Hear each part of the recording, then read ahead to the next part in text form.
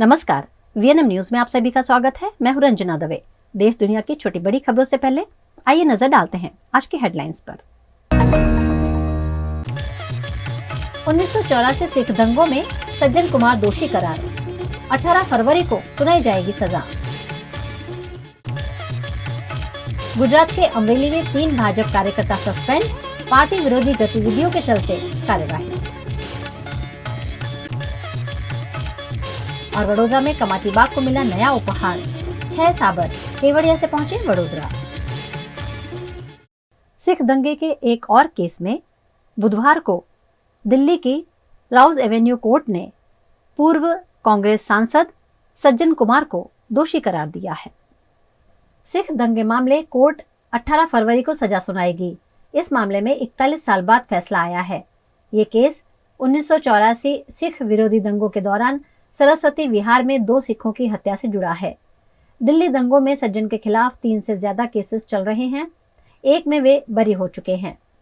इससे पहले दिसंबर 2018 में दिल्ली हाईकोर्ट की डबल बेंच ने उन्हें हिंसा कराने और दंगा भड़काने का दोषी पाया था और उम्र कैद की सजा सुनाई थी।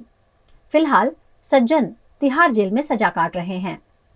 सज्जन कुमार के खिलाफ दंगा, हत्या और डकैती के आरोप में आईपीसी की धारा 147, 149, 148, 302, 308, 323, 395, 397, 427, 436, 440 के तहत केस दर्ज किया गया था। 1984 के सिख विरोधी दंगों के बाद दिल्ली में 5 सिखों की हत्या और गुरुद्वारा जला दिया गया था। इसी केस में सज्जन कुमार को दोषी पाया गया। उन्हें दिल्ली हाईकोर्ट ने 17 दिसंबर 2018 को उम्र कैद की सजा सुनाई थी, जिसके बाद अब एक और मामले में सज्जन कुमार को दोषी करार दिया है। गुजरात के अमरेली में भाजपा ने पार्टी विरोधी गतिविधियों के चलते 3 कार्यकर्ताओं को सस्पेंड किया है। अमरेली जिले में भाजपा ने पार्टी विरोधी प्रचार और गतिविधियों में शामिल 3 कार्यकर्ताओं को निलंबित कर दिया है। भाजपा युवा मोर्चा के उपाध्यक्ष हिरेन पंड्या, पूर्व नगर सेवक भाजपा के कल्पेश मेतलिया समेत 3 नेताओं को पार्टी से सस्पेंड किया गया है।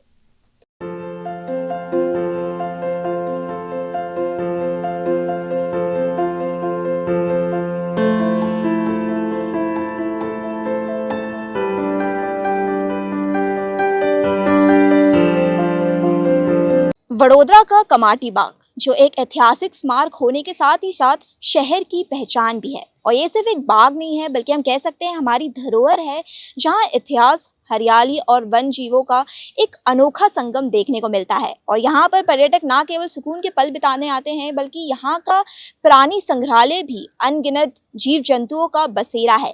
और कमाटी बाग के इसी प्राणी संग्रहालय में कुछ नए मेहमान आ पहुंचे हैं। तो आपको बता दें कि एनिमल एक्सचेंज प्रोग्राम के तहत केवड़िया से यहाँ पर 6 नए साबर हिरन लाए गए हैं, जिनमें से आप देख सकते हैं कि 4 मादा सांबर है और 2 नर सांबर है। और ये वाइल्ड लाइफ लवर्स के लिए बेहद एक खास खबर है, क्योंकि 2021 में यहाँ पर कुल 14 सांबर थे, जिनमें से 13 सांबर की मौत हो गई थी एक बीमारी के चलते। और अब जब यहाँ पर नए सांबर लाए गए हैं तो ये पर्यटकों के लिए एक नए आकर्षण का केंद्र बनकर उभर सकता है।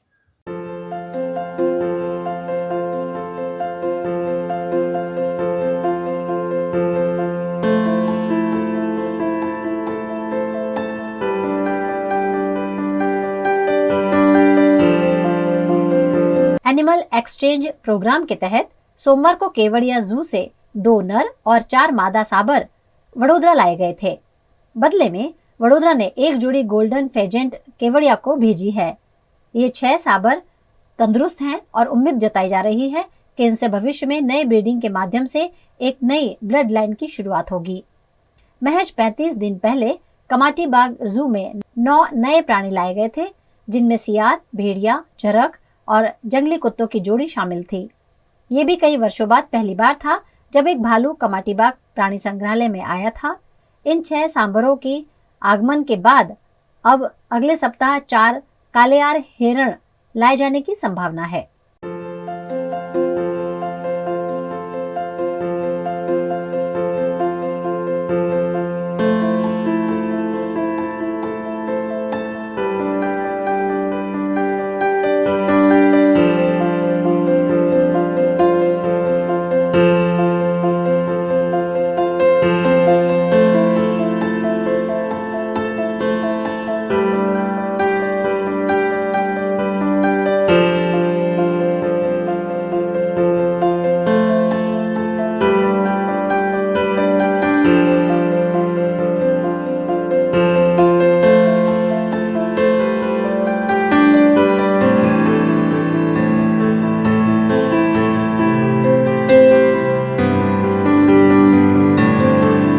जैसा कि आपने देखा कि केवड़िया से लाए हुए 6 साबर हिरण यहाँ आ पहुंचे हैं और ये ना केवल पर्यटकों के लिए आकर्षण का केंद्र बनेगा बल्कि कमाटी बाग के बायोडायवर्सिटी को भी समृद्ध करेगा। तो अगर आप भी इन हिरण से रूबरू होना चाहते हैं तो कमाटी बाग में अपने परिवार और दोस्तों के लिए साथ जरूर आए और ऐसी कहानियों से रूबरू होने के लिए देखते रहिए VNM TV।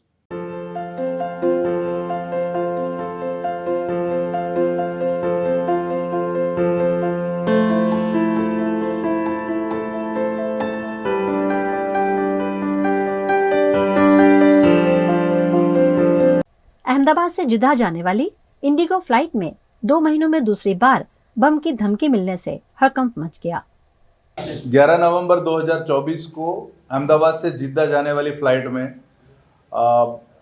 जबकि फ्लाइट टेक ऑफ करने वाली ही थी, उस टाइम पे क्रू ने बताया था कि उसके टॉयलेट में से एक चिट मिली है जिस चिट पे लिखा हुआ बम लिखा हुआ मिला था। उसी टाइम पे सारे पैसेंजर्स को नीचे उतारा गया प्लेन से और सेफ एरिया में भेजने के बाद प्लेन का पूरा चेकिंग हुआ था और उसकी तफ्तीश उस केस की गंभीरता को देखते हुए शुरू में वो केस एयरपोर्ट पुलिस में दर्ज हुआ था, उसके बाद उसकी तफ्तीश क्राइम ब्रांच को सौंपी गई थी। फिलहाल 10 फरवरी को इसी तरह से जिद्दा से अहमदाबाद आने वाली जो इंडिगो की फ्लाइट थी, उसी फ्लाइट में एक पैसेंजर विंडो के पास इमिग्रेशन फॉर्म के अंदर एक टिश्यू पेपर पे बॉम्ब इज हियर लिखा हुआ जो सेंटेंस था वो चिट मिली है और उसी केस की तफ्तीश भी क्राइम ब्रांच को सौंपी गई है।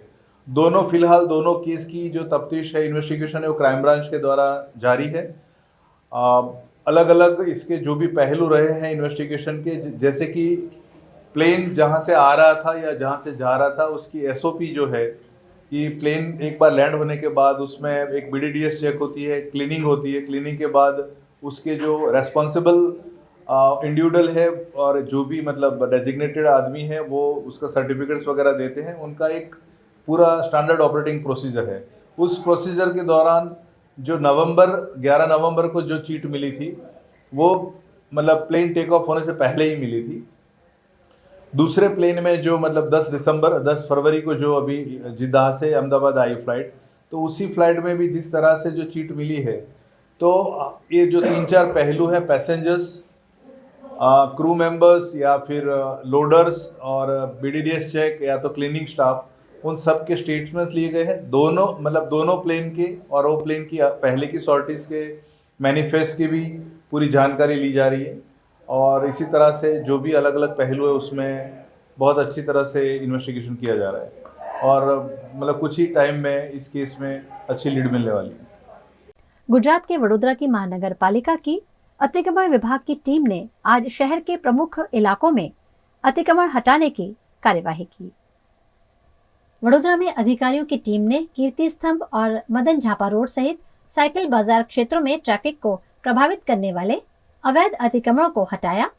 इस अभियान के तहत सड़क किनारे किए गए छोटे बड़े अवैध निर्माणों को और दुकानों के बाहर फैले अतिक्रमण को हटाया गया। इसके अलावा अधिक मात्रा में सामान जब्त कर कानूनी कार्यवाही भी की गई है। महानगर पालिका के अधिकारियों के अनुसार ये अभियान आगे भी जारी रहेगा ताकि शहर में ट्रैफिक व्यवस्था सुचारू बनी रहे और अवैध अतिक्रमण पर रोक लगाई जा सके। मदन झापा रोड पर साइकिल बजार आवेलू है। भगतसिंह चौक थी पत्थर गेट सुधीनो तमाम एरिया आवरी लीधेलो है अने रोड पर अने फूटपाथ काले पण ड्राइव करवामां आवी छे। आजे भी ए लोकोने समझ भी आपी है। आज तो अमुक सामान जप्त पण लेवामां आवेलो छे। आ रीतना काम धंधो ना करे, शांतिथी पोतानो धंधो करे ए रीतनी इंस्ट्रक्शन आपी है अने सामान पण जप्त लेवामां। खबरों का दौर यूं ही चलता रहेगा। फिलहाल वक्त है एक ब्रेक का। Himanshu sales corporation, your trusted destination for top quality consumer electronics since 1994। TV showroom से शुरुआत करने के बाद अब गुजरात के अलग अलग शहरों में हिमांशु सेल्स के electronic super stores, TV, washing machine, fridge, water purifier, vacuum cleaner, water cooler, mixer, OTG और वाटर हीटर, डिफरेंट और अपडेटेड टेक्नोलॉजी के इलेक्ट्रॉनिक अप्लायंसेस हिमांशु सेल्स में अवेलेबल। इस दिवाली अपने घर को नए इलेक्ट्रॉनिक अप्लायंसेस से सजाने विजिट करें Himanshu sales corporation. Himanshu sales corporation G2 silver plaza, old Padra road, Vadodara, Gujarat.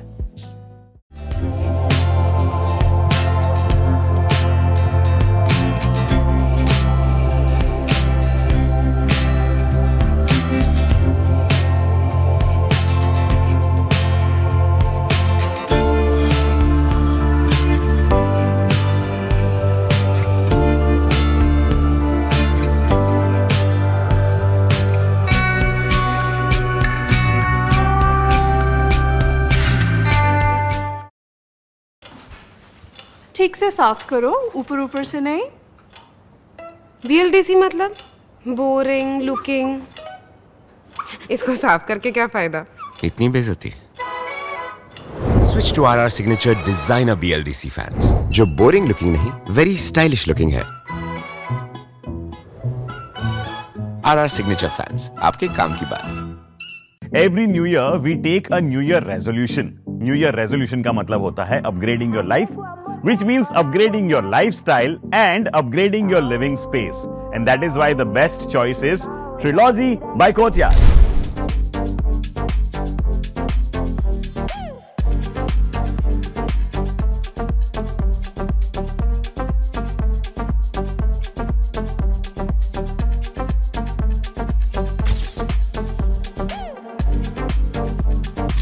Trilogy by Courtyard. Finest architecture, world-class amenities, and a great space to live. Come check it out. Paneri embroidery अब नए रंग रूप में।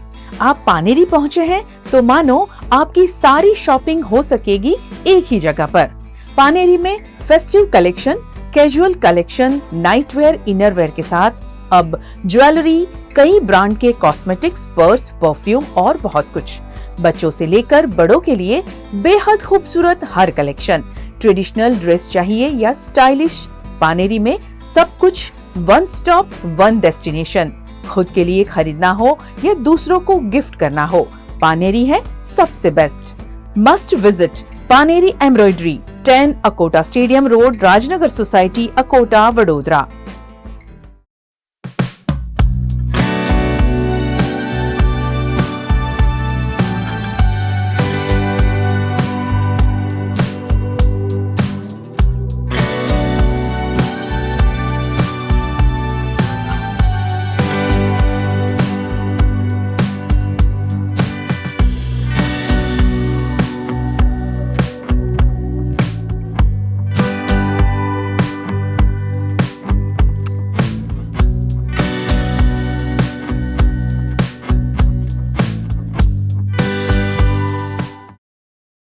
चलिए अब नजर डालते हैं भावनगर से जुड़ी कुछ खबरों पर। गुजरात के भावनगर शहर के सरटी अस्पताल के पास भाजपा कार्यालय के सामने खड़ी एक निजी एम्बुलेंस में अचानक आग लग गई। आग लगने के कारणों का फिलहाल पता नहीं चल पाया है, लेकिन इस घटना के कारण मौके पर अफरा तफरी मच गई। घटना की सूचना मिलते ही फायर ब्रिगेड की टीम तुरंत मौके पर पहुंची और आग पर काबू पाने के लिए पानी का छिड़काव किया। राहत की बात ये है कि इस हादसे में किसी भी प्रकार की जानमाल की हानि नहीं हुई है। स्थानीय निवासी नदीम शेख ने इस बारे में बताया कि आग बहुत तेजी से फैली, लेकिन फायर ब्रिगेड की त्वरित कार्यवाही से बड़ी तबाही से बचा जा सका है। गाड़ी अहींया मारी में पार्क करी थी अने पड़ी गाड़ी में आग लगी एवो मने मारा भाईबंधनो फोन आव्यो हतो। गाड़ी टेम्पो ट्रावेलर एम्ब्युलन्स है अने आगळनी साइड में आग लगती थी। हूँ घरेथी आव्यो ने त्यारे भाईबंधनो फोन आव्यो तो कि तमारी गाड़ी में आग लागे छे। भावनगर में एक महिला को सोने चांदी और नगद राशि के साथ गिरफ्तार किया गया। भावनगर की लोकल क्राइम ब्रांच की टीम ग्रामीण क्षेत्र में गश्त पर थी, तभी उन्हें सूचना मिली कि पालीताना के हथियार धार क्षेत्र में हकुबेन परमार नाम की महिला खड़ी है, जिसके पास सोने चांदी के गहने और नगद राशि है। इस सूचना के आधार पर पुलिस ने महिला को गिरफ्तार किया और उसके खिलाफ कानूनी कार्यवाही शुरू की है।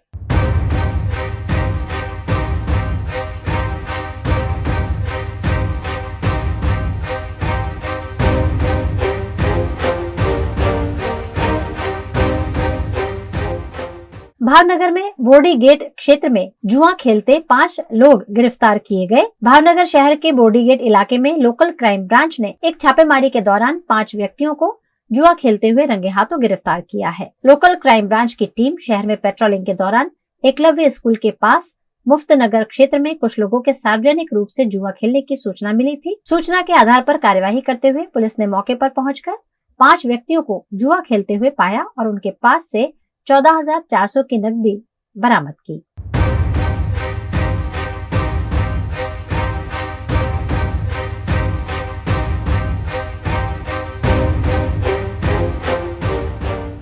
भावनगर के वरतेज पुलिस ने सीदसर गांव के 25 वारिया क्षेत्र में बबूल की झाड़ियों के बीच जुआ खेलते हुए 2 व्यक्तियों को गिरफ्तार किया है। वरतेज पुलिस स्टेशन के अनुसार पेट्रोलिंग के दौरान उन्हें गुप्त सूचना मिली कि उक्त स्थान पर कुछ लोग जुआ खेल रहे हैं। मौके पर पहुंचकर पुलिस ने मुकुल मंगाभाई वाघेला और विजय जीतूभाई परमार को जुआ खेलते हुए पाया। उनके पास से 11,000 की नकदी बरामद की गई है। पुलिस ने दोनों के खिलाफ कानूनी कार्यवाही शुरू कर दी है।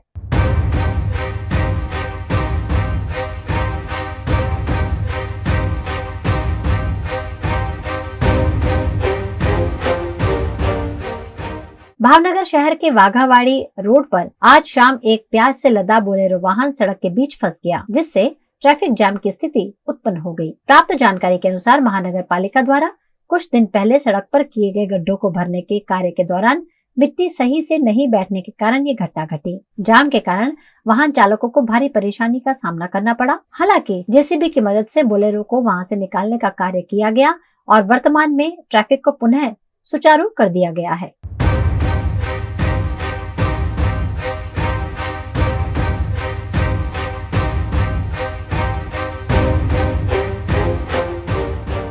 भावनगर शहर के कुंभारवाड़ा इलाके में स्थित आंगनवाड़ी केंद्र में कर्मचारियों के साथ बदसलूकी का मामला सामने आया है। इस घटना के बाद आज महानगर पालिका के वरिष्ठ अधिकारी जांच के लिए मौके पर पहुंचे, लेकिन मीडिया के सवालों से बचते नजर आए। मिली जानकारी के अनुसार कुछ दिन पहले कुंभारवाड़ा इलाके में स्थित आंगनवाड़ी केंद्र में असामाजिक तत्व घुस गए और कर्मचारियों के साथ अभद्र व्यवहार किया। इस घटना को लेकर इलाके में तनाव का माहौल बन गया था। मामले की गंभीरता को देखते हुए आज महानगर पालिका के वरिष्ठ अधिकारी जांच के लिए पहुंचे और स्थिति का जायजा लिया।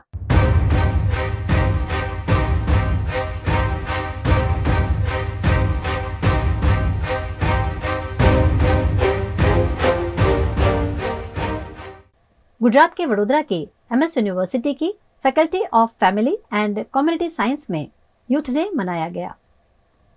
इस अवसर पर छात्रों ने कैरेक्टर डे थीम के तहत अपने पसंदीदा फिल्मी सितारों की वेशभूषा धारण की और पूरे उत्साह के साथ जश्न मनाया। फैकल्टी परिसर में छात्रों का उत्साह देखने लायक था। सभी ने अलग अलग किरदारों को जीवंत किया और अपने लुक को प्रदर्शित करते हुए खूब सेल्फी और ग्रुप फोटोज ली। इस दौरान पूरे माहौल में खुशी और उमंग देखने को मिली। आज हम FFCSC का फैकल्टी में कैरेक्टर डे मना रहे हैं। ये यूथ डेज के अंदर आज कैरेक्टर डे हम लोग सेलिब्रेट कर रहे हैं, जिसमें बॉलीवुड के कैरेक्टर्स और जो भी मतलब दूसरे फेमस कैरेक्टर्स हैं वो सारे सब लोग बनकर आए हैं। जैसे मैं आज जोधा का गेटअप लेकर आई हूँ, ये जो है मेरी फ्रेंड है वो लीला का गेटअप लेकर आई हैं, ये लोग काशीबाई का गेटअप लेकर आए हैं, पिंगा कपूरी और ऐसा सब के जो फेमस गेटअप्स है, फेमस कैरेक्टर्स हैं, उन सब का सब आज लुक बन करके आए हैं। गुजरात के वडोदरा के वार्ड नंबर 11 में विकास कार्यों का भूमि पूजन किया गया। वडोदरा के अकोटा के वार्ड नंबर 11 में आज विकास कार्यों का भूमि पूजन किया गया। इस अवसर पर अकोटा के विधायक चैतन्य देसाई ने विधिवत रूप से इन कार्यों की शुरुआत की। कार्यक्रम में वार्ड नंबर 11 के पार्षदों के साथ प्रदेश और शहर के पदाधिकारी, विभिन्न मोर्चों के नेता और कार्यकर्ता उपस्थित रहे। भूमि पूजन के तहत विनायक वुडा क्षेत्र में 4 लाख रुपए की लागत से शेड निर्माण तथा ड्रेनेज लाइन के लिए 19,70,000 रुपए की स्वीकृति विधायक ग्रांट से दी गई है। इन विकास कार्यों से स्थानीय निवासियों को राहत मिलेगी और बुनियादी सुविधाओं में सुधार होगा। वॉर्ड नंबर 11 में काउंसिलर संगीताबेन, नरवीरभाई અને અમારા સીટીઆર બેન છે એમની સાથે અહીંયા BSUPના મકાનોમાં આવ્યા છે। વિનાયક BSUPના મકાનો છે, લગભગ 90ના દાયકામાં બન્યા હતા અને ઘણા વર્ષોથી એમની ગટરની લાઇનના ઇસ્યુઝ છે, એટલે એને રિપેર કરવા માટે કરીને અહીંયા નવી લાઇન નાખવામાં આવી રહી છે। સાથે આપણા રાષ્ટ્રીય સ્વયંસેવક સંઘ દ્વારા અહીંયા આગળ શાખા ચલાવવામાં આવે છે અને એમની માંગ હતી કે અહીંયા એક શેડ બનાવીને આપવામાં આવે જે મલ્ટિપલ યુઝ થઈ શકે।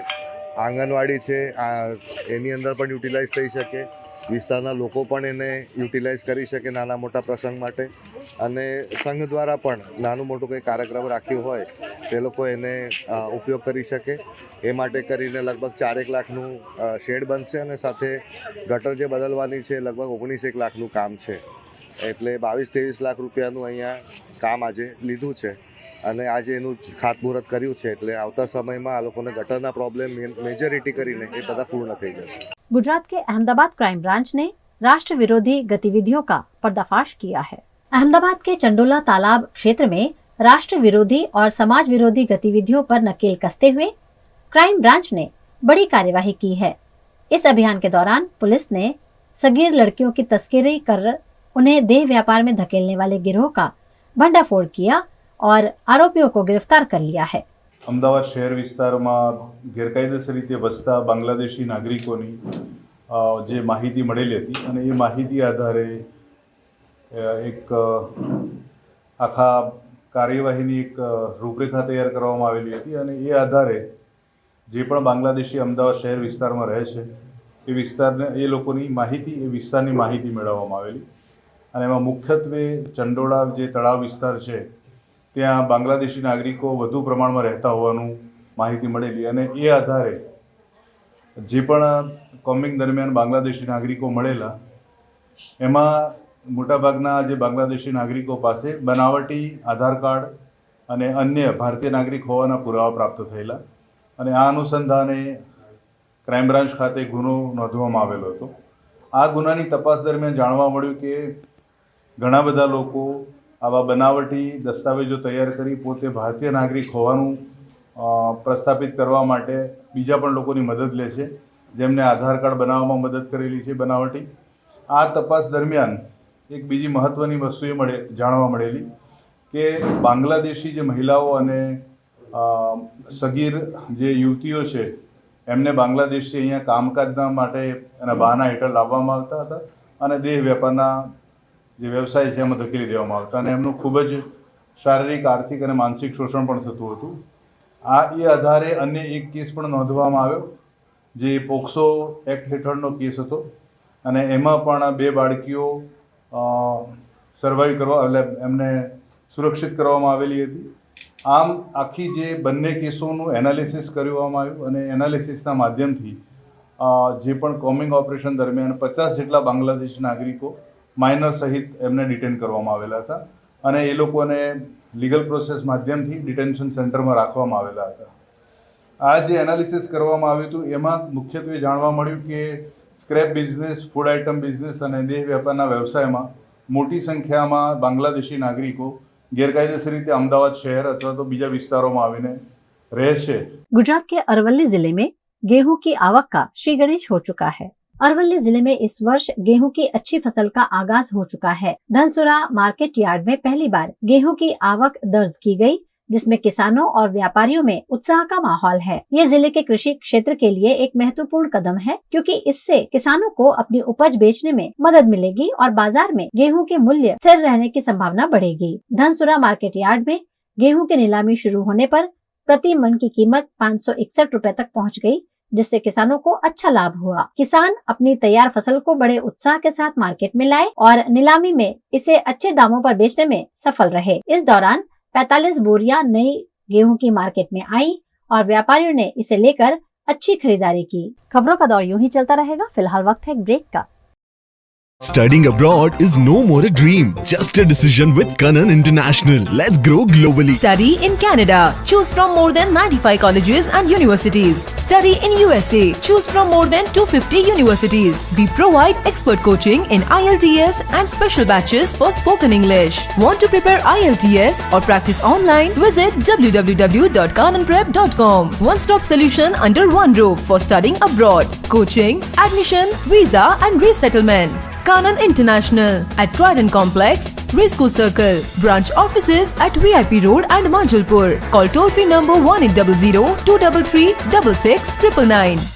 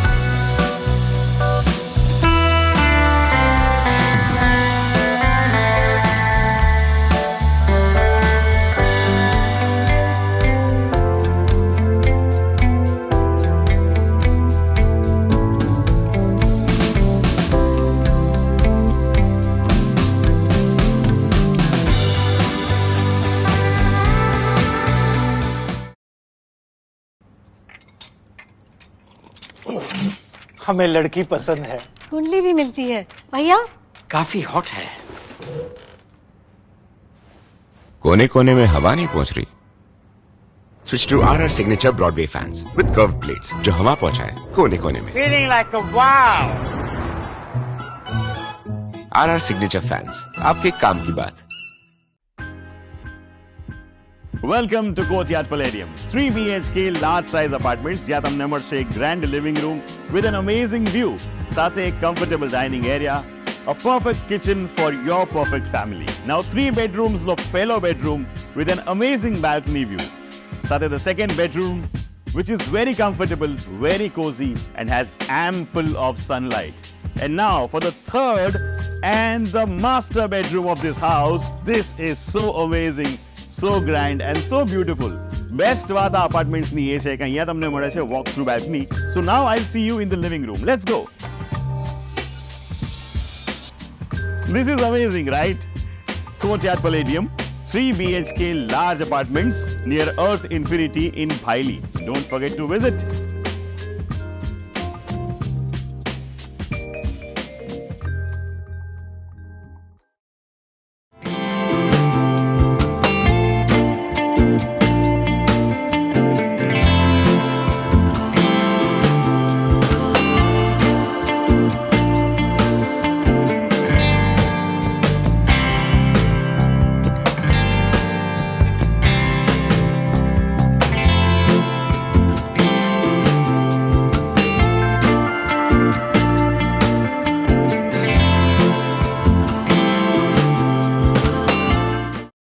गुजरात के वडोदरा में BRG मेमोरियल अवार्ड 2025 में गुजरात के विविध क्षेत्रों से जुड़े 7 व्यक्ति सम्मानित हुए।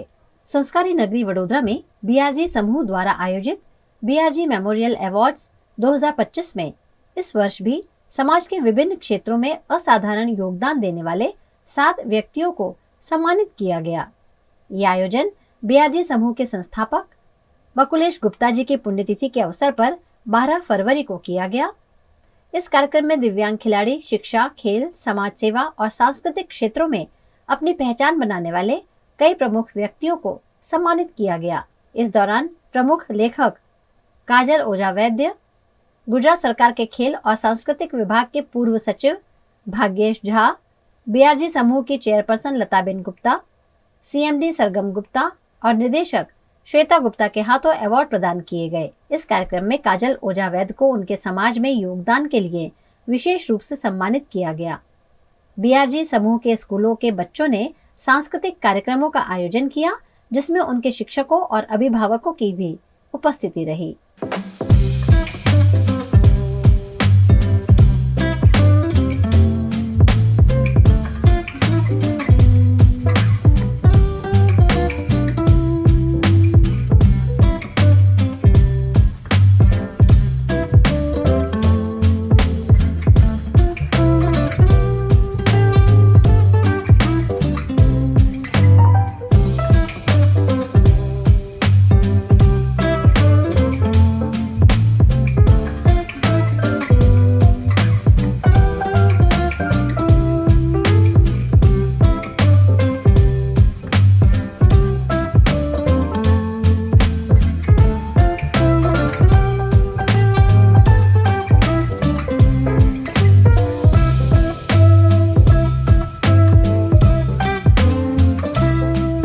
BRG ગ્રુપના સંસ્થાપક એવા અમારા સૌના વડીલ અને મારા પિતા શ્રી બકુલેશભાઈ ગુપ્તાની આજે ચોથી પુણ્યતિથિ છે.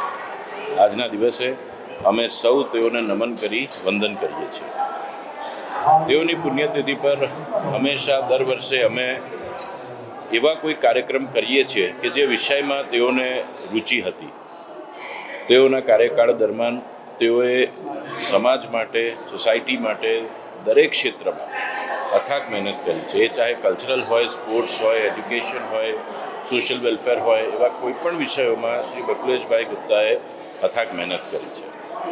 દર વર્ષે અમે તેઓની પુણ્યતિથિના દિવસે ફ્રી એજ્યુકેશન, દિવ્યાંગ બાળકોનું ઘડતર, BRG મેમોરિયલ એવોર્ડ્સ કે જે નાગરિકોએ સમાજ માટે સારું કામ કર્યું હોય તેવા નાગરિકોને સિલેક્ટ કરી તેઓને બીઆરજી મેમોરિયલ એવોર્ડ્સથી ફેલિસિટેટ કરી તેઓનું પ્રોત્સાહન વધારવું એવું એક અમે એવોર્ડ સેરેમની કરતા હોઈએ છીએ. અને આ વર્ષે બીઆરજી મેમોરિયલ એવોર્ડની સાથે સાથે અમે 2 ખ્યાતમાન સ્પીકર્સને અહીંયા ઇન્વાઇટ કર્યા છે, શ્રી ભાગ્યેશભાઈ ઝા અને શ્રીમતી કાજલ ઓઝા.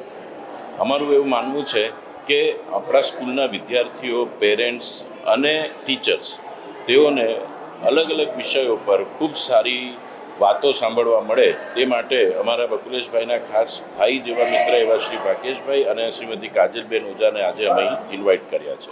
गुजरात के गांधीनगर में आयोजित BIMS टेक समिट में वडोदरा के सांसद डॉक्टर हिमांशु जोशी ने शिरकत की. भारत में BIMS टेक के 7 सदस्य देशों की युवा प्रतिनिधियों की एक विशेष समिट का आयोजन किया गया. इस समिट का थीम था use as a bridge for BIMS tech exchange, जिसमें 70 युवा सांसदों और प्रतिनिधियों ने अपने विचारों का आदान प्रदान किया. समिट का उद्घाटन केंद्रीय मंत्री मनसुख मांडविया ने किया, जबकि राज्य के मुख्यमंत्री भूपेंद्र पटेल भी समिट में उपस्थित रहे और अपने विचार साझा किए. भारत सरकारना युवा रमतगमत तथा विदेश मंत्रालयना संयुक्त उपक्रमे वडाप्रधान मोदीजीना પહેલથી પહેલી બ્રિમ્સટેક યુથ સમિટ જેનું આયોજન કરવામાં આવી રહ્યું છે અને એના ભારતના પ્રતિનિધિ મંડળ તરીકે મને નેતૃત્વ આપવામાં આવ્યું છે. ત્યારે હું માનનીય વડાપ્રધાન શ્રી, માનનીય રમતગમત અને યુવા મંત્રાલય શ્રી, માનનીય વિદેશ મંત્રી શ્રીનો ખૂબ ખૂબ આભાર માનું છું. બ્રિમ્સટેક યુથ સમિટ એ બાંગ્લાદેશ, નેપાળ, ભૂટાન, થાઈલેન્ડ, મ્યાનમાર, શ્રીલંકા અને ભારત આ તમામ દેશોનો એક એવો સમૂહ છે કે જેઓ સાથે મળી અને કઈ રીતે મ્યુચ્યુઅલ કોઓપરેશન, ઇકોનોમિક ડેવલપમેન્ટ અને કલ્ચરલ એક્સચેન્જીસ માટેના સામૂહિક પ્રયાસો કરી શકે. અને મોદીજીનું જે વિઝન, જે વિકસિત ભારત તરફનું વિઝન છે, આ વિઝનને વધારે બળ આપી શકે. અત્યારે આપણે જોઈ રહ્યા છીએ કે ભારતની આજુબાજુના દેશોની અંદર જે પ્રકારની પરિસ્થિતિનું નિર્માણ થઈ રહ્યું છે, આ પરિસ્થિતિની અંદર ભારત એક એશિયાના લીડર તરીકે ઉભરી આવે એ માટેના આ પ્રયાસો ભારત સરકાર દ્વારા કરવામાં આવી રહ્યા છે. ત્યારે 3 દિવસ મહાત્મા મંદિર ખાતે આ સમિટની અંદર 8 દેશોના વિવિધ ડેલિગેટ્સ, યુવા સાંસદશ્રીઓ, મંત્રીશ્રીઓ ભાગ લે છે અને 3 દિવસ સુધી વિવિધ વિષયો ઉપર ચર્ચા. गुजरात के अहमदाबाद क्राइम ब्रांच ने राष्ट्र विरोधी गतिविधियों का पर्दाफाश किया है. अहमदाबाद के चंडोला तालाब क्षेत्र में राष्ट्र विरोधी और समाज विरोधी गतिविधियों पर नकेल कसते हुए क्राइम ब्रांच ने बड़ी कार्यवाही की है. इस अभियान के दौरान पुलिस ने सगीर लड़कियों की तस्करी कर उन्हें देह व्यापार में धकेलने वाले गिरोह का भंडाफोड़ किया और आरोपियों को गिरफ्तार कर लिया है. અમદાવાદ શહેર વિસ્તારમાં ગેરકાયદેસર રીતે વસતા બાંગ્લાદેશી નાગરિકોની જે માહિતી મળેલી હતી અને એ માહિતી આધારે એક આખા કાર્યવાહીની એક રૂપરેખા તૈયાર કરવામાં આવેલી હતી અને એ આધારે જે પણ બાંગ્લાદેશી અમદાવાદ શહેર વિસ્તારમાં રહે છે એ વિસ્તારને એ લોકોની માહિતી, એ વિસ્તારની માહિતી મેળવવામાં આવેલી અને એમાં મુખ્યત્વે ચંડોળા જે તળાવ વિસ્તાર છે ત્યાં બાંગ્લાદેશી નાગરિકો વધુ પ્રમાણમાં રહેતા હોવાનું માહિતી મળેલી અને એ આધારે જે પણ કોમિંગ દરમિયાન બાંગ્લાદેશી નાગરિકો મળેલા એમાં મોટાભાગના જે બાંગ્લાદેશી નાગરિકો પાસે બનાવટી આધાર કાર્ડ અને અન્ય ભારતીય નાગરિક હોવાના પુરાવા પ્રાપ્ત થયેલા અને આ અનુસંધાને ક્રાઇમ બ્રાન્ચ ખાતે ગુનો નોંધવામાં આવેલો હતો. આ ગુનાની તપાસ દરમિયાન જાણવા મળ્યું કે ઘણા બધા લોકો આવા બનાવટી દસ્તાવેજો તૈયાર કરી પોતે ભારતીય નાગરિક હોવાનું પ્રસ્થાપિત કરવા માટે બીજા પણ લોકોની મદદ લે છે, જેમને આધાર કાર્ડ બનાવવામાં મદદ કરેલી છે બનાવટી. આ તપાસ દરમિયાન એક બીજી મહત્ત્વની વસ્તુ એ જાણવા મળેલી કે બાંગ્લાદેશી જે મહિલાઓ અને સગીર જે યુવતીઓ છે એમને બાંગ્લાદેશથી અહીંયા કામકાજના માટે એના બહાના હેઠળ લાવવામાં આવતા હતા અને દેહ વેપારના જે વ્યવસાય છે એમાં ધકેલી દેવામાં આવતા અને એમનું ખૂબ જ શારીરિક, આર્થિક અને માનસિક શોષણ પણ થતું હતું. આ એ આધારે અન્ય એક કેસ પણ નોંધવામાં આવ્યો જે પોક્સો એક્ટ હેઠળનો કેસ હતો અને એમાં પણ 2 બાળકીઓ સર્વાઈવ કરવા એટલે એમને સુરક્ષિત કરવામાં આવેલી હતી. આમ આખી જે બંને કેસોનું એનાલિસિસ કરવામાં આવ્યું અને એનાલિસિસના માધ્યમથી જે પણ કોમિંગ ઓપરેશન દરમિયાન 50 જેટલા બાંગ્લાદેશી નાગરિકો માઇનર સહિત એમને ડિટેન કરવામાં આવેલા હતા અને એ લોકોને લીગલ પ્રોસેસ માધ્યમથી ડિટેન્શન સેન્ટરમાં રાખવામાં આવેલા હતા. આ જે એનાલિસિસ કરવામાં આવ્યું હતું એમાં મુખ્યત્વે જાણવા મળ્યું કે scrap business, food item business અને દેહ વેપારના વ્યવસાયમાં મોટી સંખ્યામાં બાંગ્લાદેશી નાગરિકો ગેરકાયદેસર રીતે અમદાવાદ શહેર અથવા તો બીજા વિસ્તારોમાં આવીને રહે છે.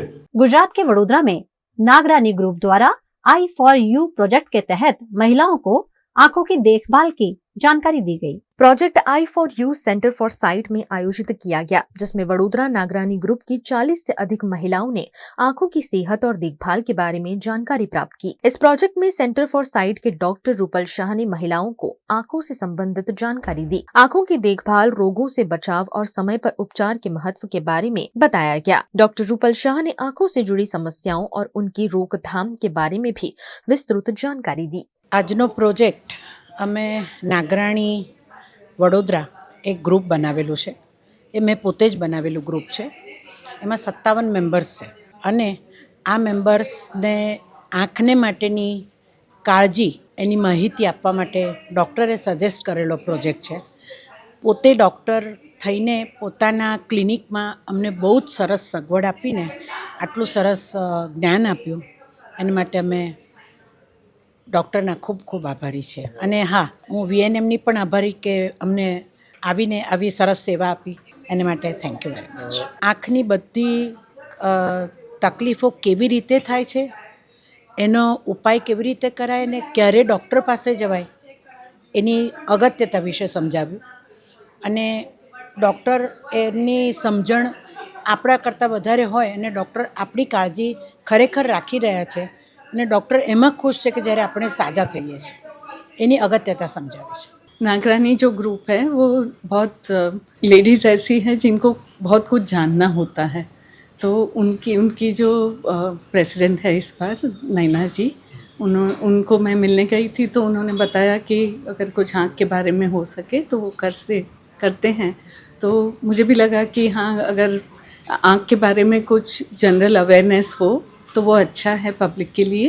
तो इसलिए हमने ये सोच के प्रोग्राम रखा था.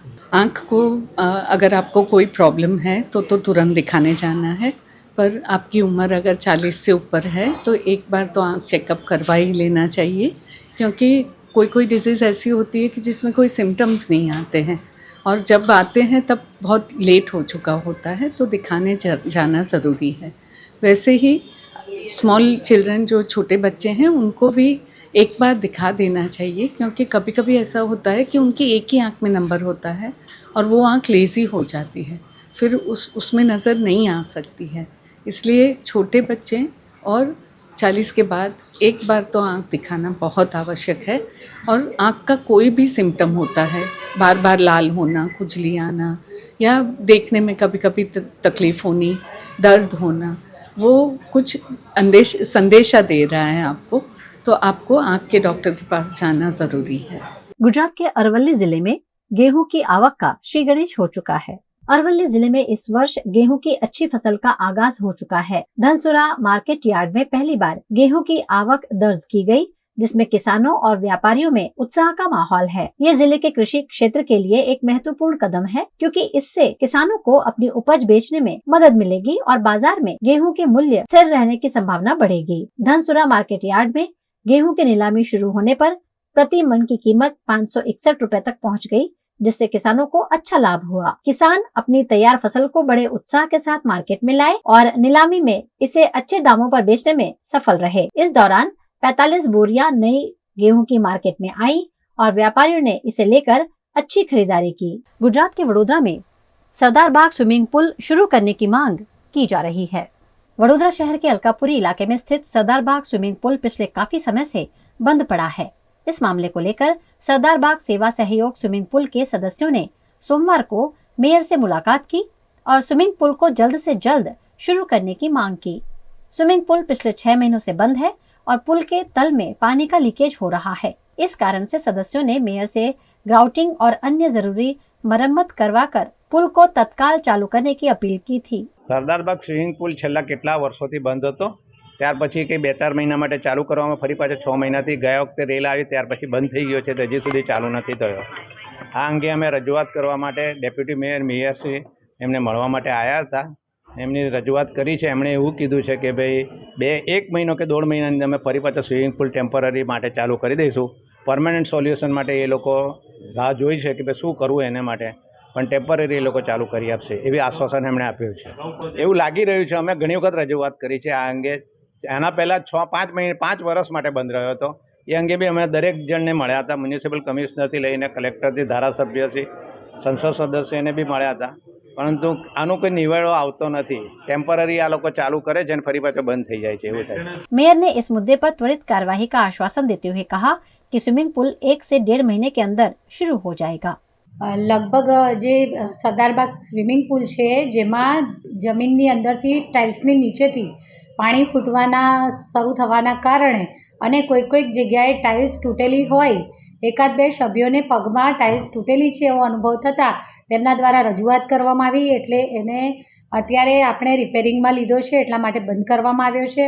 લગભગ 1.5 મહિના જેવી કામગીરી ચાલશે અને એની ટાઇલ્સ જે જરૂરી હશે તે ટાઇલ્સ બદલવાની, તો સાથે સાથે જે એનું ડાઇવિંગનું જે બોર્ડ છે એ ડાઇવિંગનું બોર્ડ પણ પૂર્ણપણે જર્જરિત થઈ ચૂક્યું છે અને એ જર્જરિત હોવાના કારણે કોઈને એના કારણે પણ કોઈ ઈજા ન થાય, આ બધી જ વસ્તુઓનો વિચાર કરીને અને સાથે સાથે જે જમીનમાંથી પાણી ફૂટે છે, કારણ કે એની બાજુમાં એક તળાવ આવેલું છે અને આ તળાવ કરતાં પણ સ્વિમિંગ પુલની થોડો નીચાણમાં છે, જેના કારણે જ્યારે વરસાદની સિઝન હતી ત્યારે આ બધા જ વિસ્તારોમાં પાણી પણ હતું, તો સાથે સાથે તળાવ ફૂલ ભરાયેલું હતું અને તળાવ કરતાં નીચાણવાળા વિસ્તારમાં બાજુમાં જ આવેલો સ્વિમિંગ પુલ તળાવ કરતાં પણ નીચાણમાં હોય એ વખતે બંધ કરવાની, નાગરિકોની સુરક્ષાને ધ્યાને લેતા બંધ કરવાની ફરજ પડી હતી.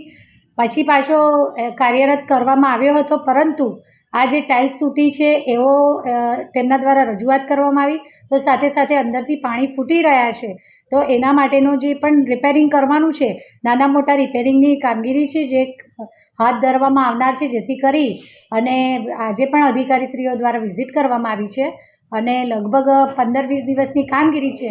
પરંતુ જ્યારે કામગીરી કરવાની શરૂઆત કરવામાં આવે ત્યારે અંદર કેટલી ડેપ્થ સુધી કામગીરી કરવાની છે તેની ખબર પડતી હોય છે, તેથી કરીને લગભગ 1.5 મહિના જેટલી કામગીરી એવું અત્યારે ધારી રહ્યા છે કે 1.5 મહિના એટલે માર્ચના બીજા વીકમાં અથવા તો ત્રીજા વીક સુધીમાં કરી શકાય તેવી ધારણા છે. અત્યારે જે પણ સ્વિમિંગ પુલો વડોદરામાં આવેલા છે, આ દરેક સ્વિમિંગ પુલમાં વાર્ષિક નિભાવણી માટે એને બંધ કરવામાં આવતા હોય છે, જેમાં એ લોકોએ નવેમ્બર મહિનામાં કારેલીબાગનું, તો ડિસેમ્બર મહિનામાં જે વાઘોડિયા રોડ પર રાજીવ ગાંધી સ્વિમિંગ પુલ આવ્યું છે તે, તો જાન્યુઆરી મહિનામાં સરદારબાગવાળું જે સ્વિમિંગ પુલ છે તે, અને ફેબ્રુઆરી મહિનામાં લાલબાગ સ્વિમિંગ પુલને એ લોકો વાર્ષિક નિભાવણી માટે બંધ કરતા હોય છે, જેની અંદર એસિડ વોશ કરવામાં આવતો હોય છે. પહેલાં સંપૂર્ણપણે સ્વિમિંગ પુલને ખાલી કરીને તેને એસિડ વોશ કરવામાં આવતો હોય છે, ત્યારબાદ એની મોટર રિપેરિંગ હોય કે પછી મોટરનું સર્વિસિંગ કરવાનું હોય કે પછી એનું ફિલ્ટર પ્લાન્ટ જે હોય છે તેની પણ સર્વિસિંગ કરવાનું હોય છે, અને આ બધું એક લાંબી પ્રક્રિયા દ્વારા, એટલે ચોક્કસ સમય માંગી લેતી પ્રક્રિયા છે જેમાં સમય લાગતો હોય છે. અને આવી રીતે 4 મહિના જે ચોમાસું પૂર્ણ થયા બાદ શિયાળાનો સમયગાળો કે જ્યારે સામાન્ય રીતે લોકો સ્વિમિંગ પુલમાં જવાનું વધારે પડતી ઠંડીના કારણે ટાળતા હોય છે, ત્યારે આ 4 મહિના એવા હોય છે કે જેમાં આપણે આ રીતેનું જે પણ એનું સર્વિસિંગથી માંડી અને જે પણ વાર્ષિક નિભાવણી માટે જે કામગીરી કરવાની હોય છે તે આપણે કરી શકતા હોઈએ છીએ. એટલે આ 4 મહિના સુધી આવી રીતે अलग अलग સમયે આ સ્વિમિંગ પુલો બંધ કરવામાં આવતા હોય છે. गुजरात के भावनगर के एक इंस्टीट्यूट में छात्र पर हमला करने वाला आरोपी गिरफ्तार हुआ है. भावनगर के ओज इंस्टीट्यूट में एक चौंकाने वाली घटना सामने आई थी, जहां एक छात्र पर चाकू से हमला किया गया था. इस मामले में आरोपी को पुलिस ने कुछ ही घंटों में गिरफ्तार कर लिया. घटना गुरुवार दोपहर की है, जब री नेट की तैयारी कर रहे छात्र कार्तिक पर संस्थान के काउंसलिंग रूम में हमला किया गया. आरोपी कोई और नहीं बल्कि एक छात्रा के पिता निकले, जिन्होंने काउंसलिंग रूम में शिक्षकों की मौजूदगी में ही चाकू से वार कर दिया था. जानकारी के अनुसार छात्र कार्तिक का एक युवती से फोन पर बातचीत करना इस हमले की वजह बना. गुजरात के वडोदरा में बढ़ रहे गाड़ी चोरी मामलों में क्राइम ब्रांच को बड़ी सफलता मिली है. वडोदरा में पुलिस ने 4 व्हीलर चोरी करने वाले 3 आरोपियों को गिरफ्तार किया है। इन आरोपियों में एक डॉक्टर, एक एम्बुलेंस ड्राइवर और एक स्क्रैप डीलर शामिल हैं। आरोपियों से कुल 7 लाख रुपए का माल बरामद हुआ है, जिसमें 2 कारें, 3 मोबाइल फोन और 25,000 रुपए की नकदी शामिल है। पुलिस की जांच में ये बात सामने आई है कि गिरफ्तार किए गए आरोपियों का पिछले 12 वर्षों से चोरी की घटनाओं में हाथ था। गिरफ्तार आरोपियों में से एक डॉक्टर है जो वडोदरा में एक क्लिनिक चलाता था, जिसे चोरी की वजह से बंद करना पड़ा। अन्य आरोपी एम्बुलेंस ड्राइवर और स्क्रैप डीलर है। आरोपियों की पहचान हरेश दुलाभाई माणिया, अरविंद दुलाभाई माणिया और ताहिर अनवर हुसैन त्रिवेदी के रूप में हुई है। पुलिस ने आरोपियों से विस्तृत पूछताछ शुरू कर दी है और आगे की कार्यवाही की जा रही है। मारुति इको गाड़ी की चोरी करने ये गैंग है, उसको पकड़ने में क्राइम ब्रांच को सफलता मिली है। उसमें कुल 3 एक्यूज हमने पकड़े हैं। एक का नाम है हरेश भाई फुलाभाई माणिया, दूसरा उसका भाई है अरविंद भाई माणिया और तीसरा है ताहिर हुसैन त्रिवेदी। ये एमओ ऐसी थी कि खास करके जो इको मारुति गाड़ी है उसको ही चोरी करना, चोरी करके जो राजकोट बेड़ीपरा में उसका एक वर्कशॉप दुकान जैसा है भंगार का ताहिर हुसैन, वहाँ उसको बेच देना और उसका अलग अलग स्पेयर पार्ट करके उसको भंगार में बेच देना, ये उसकी एमओ थी। पूछताछ में ऐसा भी मिला है कि इसके खिलाफ पहले 140 के ऊपर ऑफेंस रजिस्टर हुए और वाहन चोरी में ये लोग पकड़े गए। हमारे यहाँ बड़ौदा में कारेलीबाग का एक ऑफेंस है और रावपुरा के 2 ऑफेंस। अभी फिलहाल हमने उसको कारेलीबाग पुलिस स्टेशन में कस्टडी में दिया है। उसके बाद में रावपुरा पुलिस स्टेशन के जो 2 ऑफेंस है उसमें भी उसको अरेस्ट किया गया। उसमें जो हरेश भाई माणिया है उसने BEMS ऐसा एक मेडिकल प्रैक्टिशनर का कोर्स किया हुआ है और पहले वो बावड़ा में उसकी प्रैक्टिस भी करते थे। गुजरात के वडोदरा में BRG मेमोरियल अवार्ड 2025 में गुजरात के विविध क्षेत्रों से जुड़े 7 व्यक्ति सम्मानित हुए। संस्कारी नगरी वडोदरा में BRG समूह द्वारा आयोजित BRG मेमोरियल अवार्ड्स 2025 में इस वर्ष भी समाज के विभिन्न क्षेत्रों में असाधारण योगदान देने वाले 7 व्यक्तियों को सम्मानित किया गया। ये आयोजन BRG समूह के संस्थापक बकुलेश गुप्ता जी की पुण्यतिथि के अवसर पर 12 फरवरी को किया गया। इस कार्यक्रम में दिव्यांग खिलाड़ी शिक्षा, खेल, समाज सेवा और सांस्कृतिक क्षेत्रों में अपनी पहचान बनाने वाले कई प्रमुख व्यक्तियों को सम्मानित किया गया। इस दौरान प्रमुख लेखक काजल ओझा वैद्य, गुजरात सरकार के खेल और सांस्कृतिक विभाग के पूर्व सचिव भाग्येश झा, BRG समूह की चेयरपर्सन लताबेन गुप्ता, CMD सरगम गुप्ता और निदेशक श्वेता गुप्ता के हाथों अवार्ड प्रदान किए गए। इस कार्यक्रम में काजल ओझा वैद्य को उनके समाज में योगदान के लिए विशेष रूप से सम्मानित किया गया। BRG समूह के स्कूलों के बच्चों ने सांस्कृतिक कार्यक्रमों का आयोजन किया, जिसमें उनके शिक्षकों और अभिभावकों की भी उपस्थिति रही।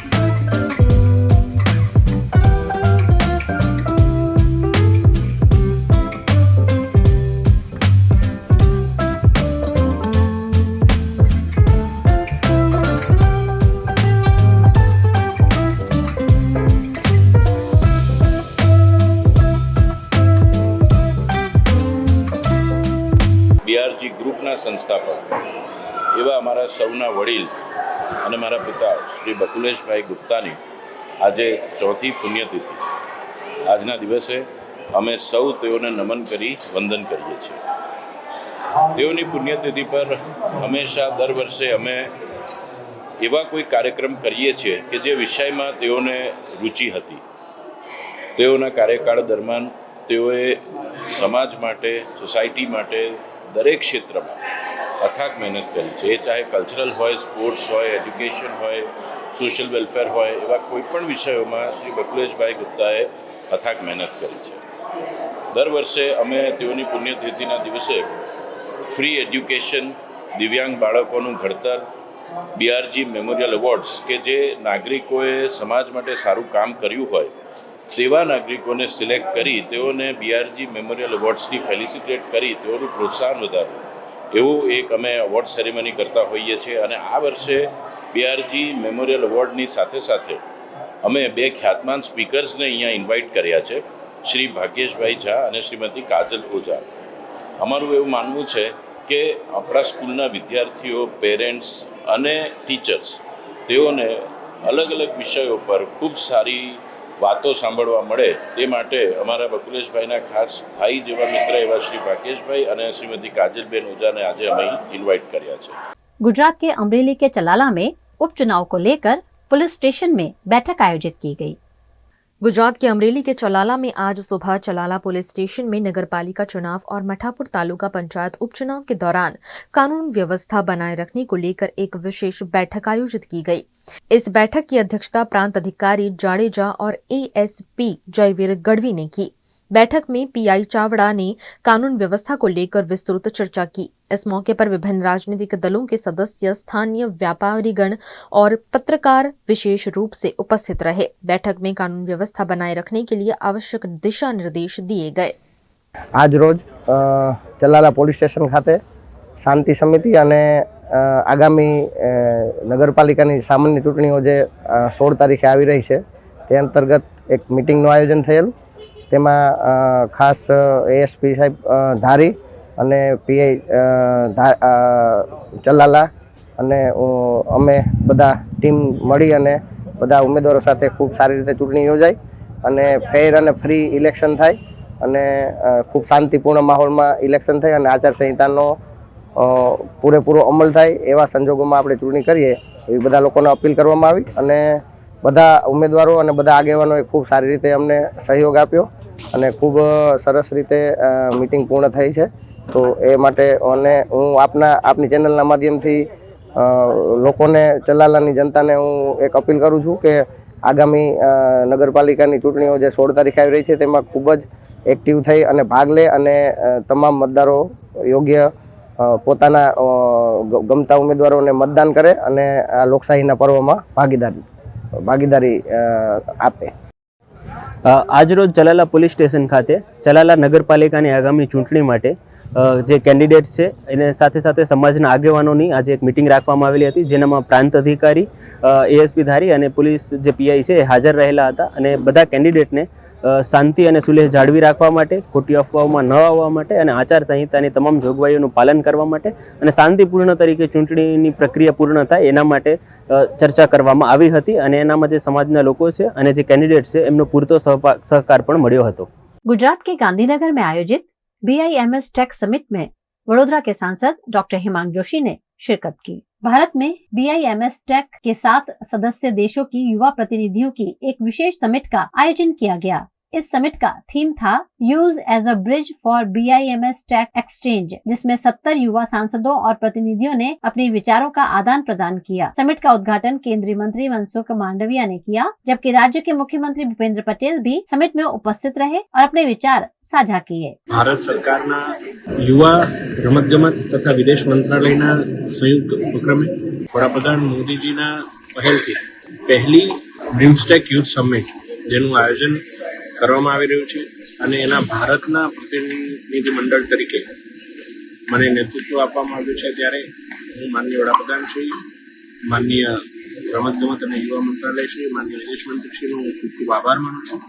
બ્રિમ્સટેક યુથ સમિટ એ બાંગ્લાદેશ, નેપાળ, ભૂટાન, થાઈલેન્ડ, મ્યાનમાર, શ્રીલંકા અને ભારત આ તમામ દેશોનો એક એવો સમૂહ છે કે જેઓ સાથે મળી અને કઈ રીતે મ્યુચ્યુઅલ કોઓપરેશન, ઇકોનોમિક ડેવલપમેન્ટ અને કલ્ચરલ એક્સચેન્જીસ માટેના સામૂહિક પ્રયાસો કરી શકે અને મોદીજીનું જે વિઝન, જે વિકસિત ભારત તરફનું વિઝન છે, આ વિઝનને વધારે બળ આપી શકે.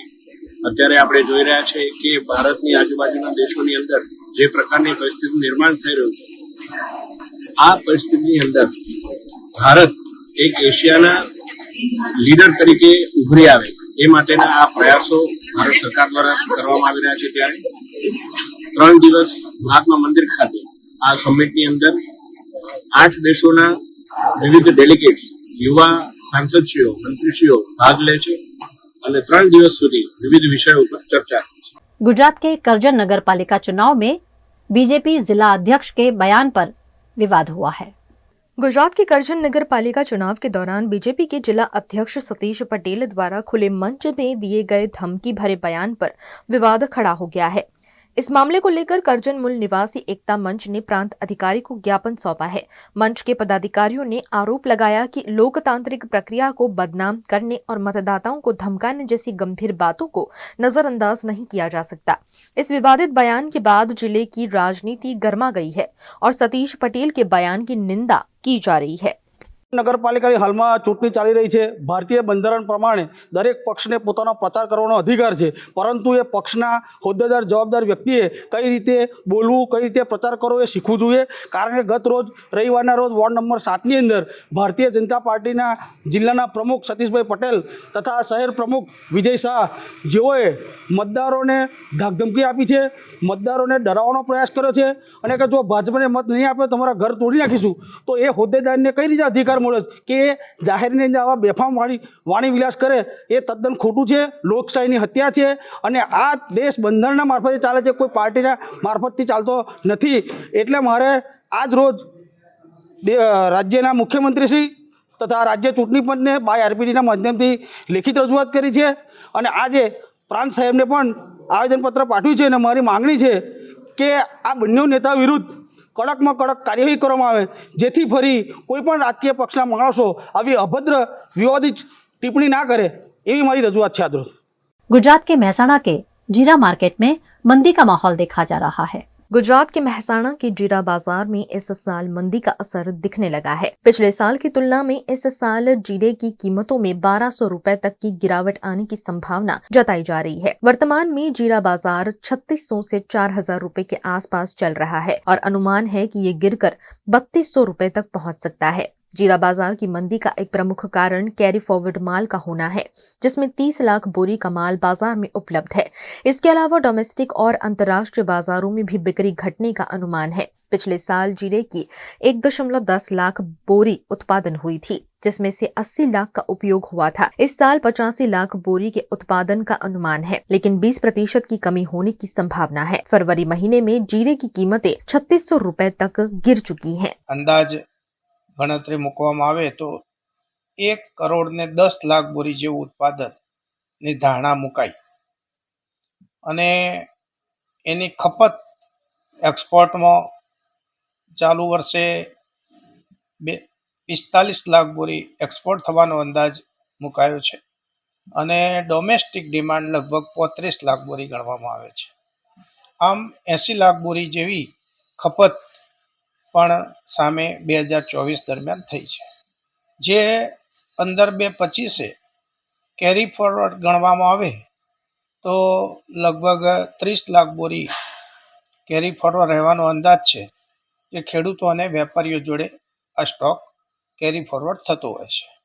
2025માં આવશે એની સામે 80 લાખ બોરીની ખપત જે 2024માં થઈ એ ગણતો સામે 2026માં જે કેરી ફોરવર્ડ થશે એ પણ અંદાજે 30ની સામે 35 રહેવાની ધારણા રાખીએ તો ચાલુ વર્ષનું ભાવની જે ધારણા છે એ જેમ ગયા વર્ષે ઘટીને 4000 થયેલા વધીને 6200 થયા હતા।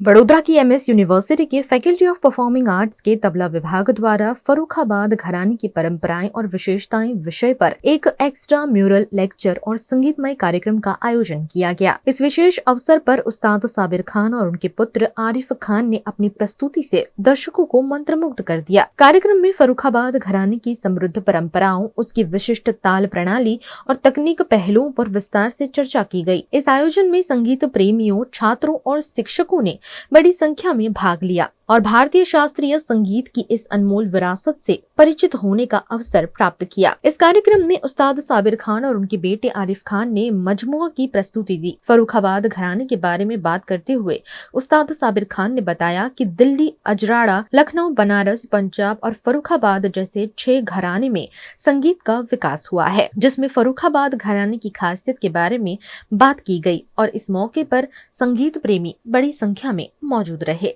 फैकल्टी ऑफ परफॉर्मिंग आर्ट्स में डिपार्टमेंट ऑफ तबला के द्वारा उस्ताद साबिर खान साहब का तबला सोलो का आज कार्यक्रम यहाँ रखा गया है। सुबह उनका लेक्चर डेमोन्स्ट्रेशन था विद्यार्थियों के लिए। वो कलकत्ता से पधारे हुए हैं। वो फर्रुखाबाद घराने के अभी खलीफा है और उनके तबला वादन से हमारे विद्यार्थियों को कुछ प्रेरणा मिल सके और नई रचनाएं जो तबला के क्षेत्र में बनी हुई है और फर्रुखाबाद घराने की जो वादन शैली है उस विषय में हमारे विद्यार्थियों को ज्ञान मिले, इस आशय से आज का यह कार्यक्रम यहाँ आयोजित किया गया है। गुजरात के वडोदरा के सुगन लक्ष्मी सोसाइटी में एसपी मोटर्स के खिलाफ विरोध प्रदर्शन किया गया। वडोदरा के सुगन लक्ष्मी सोसाइटी के स्थानीय निवासी बड़ी संख्या में एकत्रित हुए और कलेक्टर व जीपीसीबी को बार बार इस मुद्दे पर अपनी शिकायतें दर्ज करवाईं। स्थानीय लोगों का आरोप है कि एसपी टाटा मोटर्स अवैध तरीके से गैरेज चला रहा है, जिससे सोसाइटी में परेशानियां उत्पन्न हो रही हैं। एसपी मोटर्स के गैरेज में 4 व्हीलर गाड़ी का काम चल रहा था। अचानक ओवर स्पीड कार ने दूसरी कार से टकराकर दुर्घटना कर दी। दुर्घटना के बाद दीवार में गाड़ी जा घुसी, जिससे सोसाइटी के लोग भयभीत हो गए। આ સોસાયટીમાં 30 મકાન છે, નામ ટાટાનું છે પણ ટાટાનું ગેરેજ નથી। આ એક મહેસાણાનો પટેલ છે, એના બરોડા ખાતે 4 ગેરેજ છે। શું એની પાસે ટાટાની એજન્સી છે? નથી, એવું નથી, પણ આ ગેરેજ ટાટાનું ગેરેજ નથી। નિહલ પટેલ મેન વસ્તુ એક જ છે, એ લોકો કલર કરવા માટે જે ગાડીઓ આવે છે એની ભઠ્ઠી અમારા કોર્ટની અડીને જ છે। શું અને એ શું કરે એ લોકો કે કલર કર્યા પછી ટર્પેન્ટ, તમે જાણતા હશો કે ટર્પેન્ટાઇન એમાં યુઝ થાય। સાંજે 7 વાગે જ્યારે એમને ઘરે જવાનો ટાઈમ થાય ત્યારે એ બારણા ખોલી કાઢે। એ લોકો ઘર ભેગા થઈ જાય અને અમારા ભાઈ ટર્પેન્ટાઇન ખાવાનો 72 વર્ષની ઉંમરે અમારા ફેફસા અમારા ખલાસ કરવાના। કેટલી વાર એમને કહેવામાં આવ્યું પણ કોઈ સાંભળતું નથી। આ ભાઈએ ઓલરેડી કોર્ટમાં કેસ દાખલ કર્યો, કલેક્ટરને મળી આવ્યા, બધાને મળ્યા, જીપીસીબીની કોઈ એમની પાસે એપ્રુવલ છે નહીં, છતાં બી એ લોકો પેન્ટિંગ કરીને અને એક્ઝેક્ટલી તમે જુઓ તો જો ચેક કરવા આવો તો આવો 6:30 થી 7 જ્યારે એમને ઘરે જવાનો ટાઈમ થાય ને ત્યારે જે એમની જે ઓન છે, ઓન જેને ઓન કહેવામાં આવે છે કે જેમાં કલર કરવામાં આવે છે, એમાં ટર્પેન્ટાઇન મેક્સિમમ યુઝ થાય અને એ પછી 6:30 થી 7 વચ્ચે ઘેર જતાં પહેલાં એ ખોલી કાઢવાનું, પછી એની જે ઉડીને જે આવવું હોય સોસાયટીવાળા મરે। 24 કલાક એમનો અવાજ આવતો હોય છે અને એટલો બધો તીણો અવાજ આવે છે, નોઇઝ પોલ્યુશન, ટી બપોરે ઊંઘવા નથી દેતા કોઈને। છોકરાઓ, નાના છોકરાને ઊંઘવા મળતું નથી। શું છોકરાની પરીક્ષા હોય ગમે તે હોય પણ એમનો તો ધડાધડ આ ઇન્ડસ્ટ્રીયલ એરિયા નથી, આ રેસિડેન્શિયલ એરિયા છે। જ્યારે કલેક્ટરની ઓફિસમાં જ્યારે અરજી કરી કલેક્ટર ઓફિસે બોલાવવામાં આવ્યા હતા ત્યારે એમની પાસે એવા કોઈ પુરાવા નથી। અમે માગીએ કે આ બંધ થઈ જવું જોઈએ અહીંથી। બાળકોને બી નુકસાન થાય। ટર્પેન્ટાઇન તો ખરેખર જે મને ખબર હોય ટર્પેન્ટાઇન પર શું એની ઇફેક્ટ થાય। આજે 72 મારી 72 વર્ષની ઉંમર છે, હું આઈપીસીએલમાં તો કેમિકલ પ્લાન્ટમાં કામ કરતો, મને ખબર છે કે ટર્પેન્ટાઇનની શું અસર થાય। गुजरात के सूरत के Kailash Nagar BRTS bus stop के पास एक 3 से 4 महीने का बच्चा मृत हालत में पाया गया है, जिसके बारे में पुलिस ने जानकारी दी है। सूरत सिटी के पांडेसरा पुलिस स्टेशन विस्तार में कैलाश नगर बीआरटीएस के पास में एक भ्रूण मिला है, जिसकी इनिशियल जो हमने पूछताछ की है वो हॉस्पिटल की तरफ से 4-5 महीने का भ्रूण का उम्र बताया गया है और मेल भ्रूण है और ये मृत अवस्था में मिला है। तो अभी पांडेसरा पुलिस स्टेशन में सरकार की तरफ से गुनाह दाखिल करने की प्रक्रिया अभी चालू है और आसपास के सीसीटीवी देखने के लिए टीम को लगा दिया गया है कि किसने ये फेंका होगा। तो सारी तपास चालू है, इसमें जो भी अपडेट आएगा वो आपको अपडेट कर दिया। ये तीसरी घटना है, पहला डिटेक्ट हो गया था और अभी इसको भी हम डिटेक्ट करने का प्रयास करते हैं। एक्चुअली ये इंडस्ट्रियल एरिया में कई बार ऐसा होता है कि अनैतिक संबंधों के चलते और कई बार होता है कि कोई सिंगल लड़की है वो माँ बन जाती है, इस तरह की चीज़ों के चलते और सामाजिक दबाव में आके वो अबॉर्ट करवा लेते हैं। कई बार वो अबॉर्ट है, वो अबॉर्शन जो है वो बहुत ही ख़तरनाक तरीके से भी ये लोग करते हैं, संस्थागत भी उसका ट्रीटमेंट नहीं करवाते हैं, कोई पिल्स लेके या इस तरह का भी लास्ट टाइम में एक घटना सामने आई थी। तो वो बहुत ही वो माता के जीवन के लिए भी बहुत ख़तरनाक है।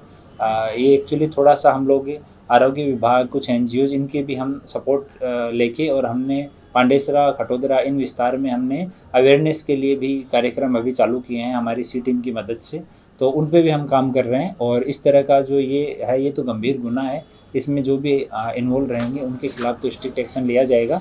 पर सामाजिक रूप से भी हम लोग इसके लिए पूरा प्रयास कर रहे हैं कि इस तरह की घटनाएं नहीं बने।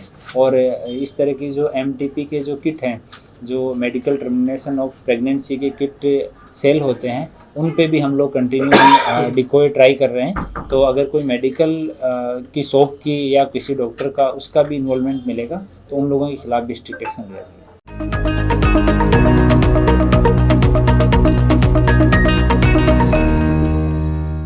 वडोदरा में मां शेरावाली सेवा ट्रस्ट के उपक्रम और प्रेम प्रकाश धर्म तीर्थ के पूजनीय संत मुकेश साईं के आशीर्वाद से माता वैष्णो देवी यात्रा का आयोजन किया गया। संस्कारी नगरी वडोदरा शहर के लिए एक बहुत बड़ा आध्यात्मिक दिन है, बहुत बड़ा भक्तिमय दिन है, क्योंकि मां शेरावाली सेवा ट्रस्ट के माध्यम से लगभग 1500 यात्रियों को मां वैष्णो देवी और स्वर्ण मंदिर गोल्डन टेम्पल का दर्शन कराने के लिए ले जा रहे हैं।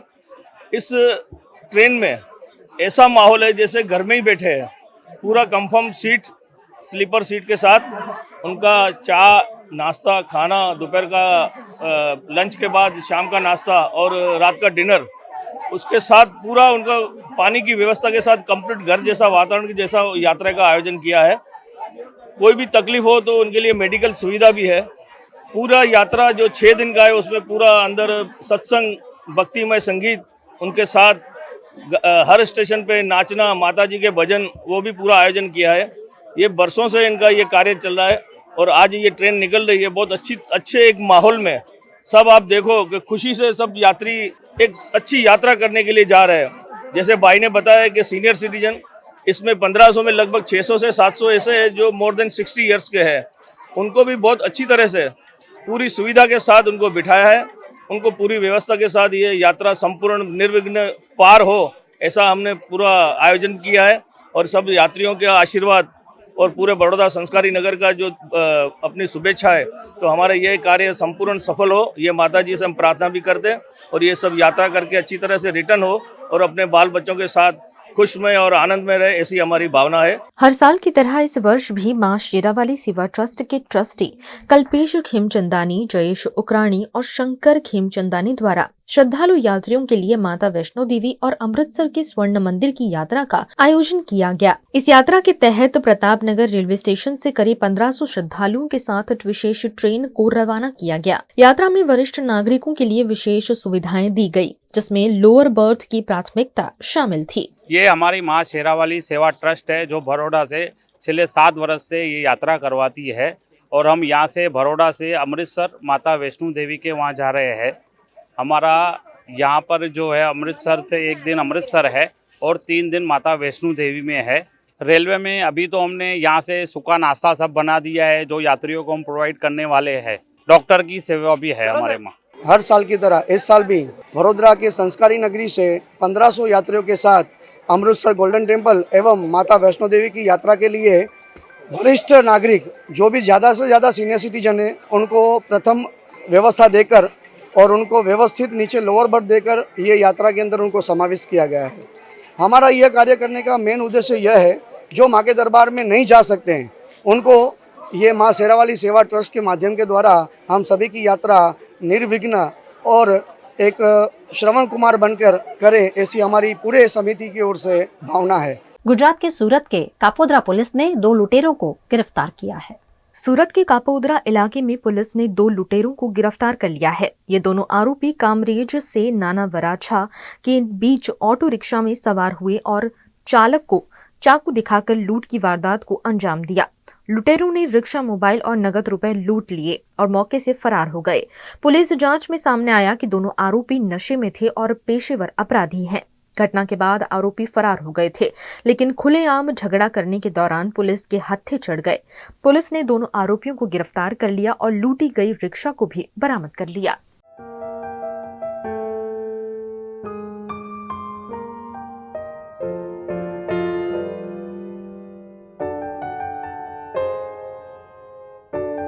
किशोरावस्था अहम पड़ाव।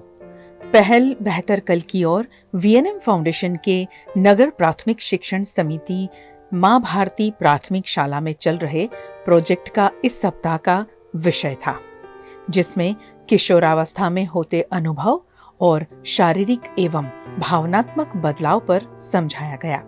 इस उम्र में किशोर भावनात्मक दबाव, पीयर प्रेशर महसूस करता है। साथ ही उनकी पसंद, नापसंद, स्वाद और कद और आवाज में भी परिवर्तन होता है और ये परिवर्तन सहज और सामान्य है। इस उम्र में लड़का हो या लड़की एक अपनी पहचान बनाने की कोशिश कर रहे होते हैं। वे अपने आसपास की गतिविधियों और अपने आप को भी समझने की कोशिश कर रहे होते हैं। आज के मोबाइल और सोशल मीडिया के युग में ये आवश्यक है कि अभिभावक अपने बच्चों के मोबाइल एक्टिविटी और इस्तेमाल पर नजर रखे। सोशल मीडिया के प्रभाव में आज कई बच्चे गलत संगति और जिज्ञासावश मादक पदार्थ के सेवन करने लगे हैं। तब ये बेहद जरूरी है कि हम उन्हें अपने विचार को साझा करने का मौका दें। वे भले ही सही न हो, पर एक माता पिता और शिक्षक के तौर पर उनके विचार जान पाएंगे और समय चलते उन्हें सही मार्गदर्शन भी दे पाएंगे। यही वजह है कि इस सप्ताह पहल प्रोजेक्ट का ये विषय रहा। इस सत्र का संचालन पहल प्रोजेक्ट हेड और कम्युनिटी साइकोलॉजिस्ट आनल मोदी द्वारा किया गया। ये project United way of Baroda द्वारा प्रायोजित है।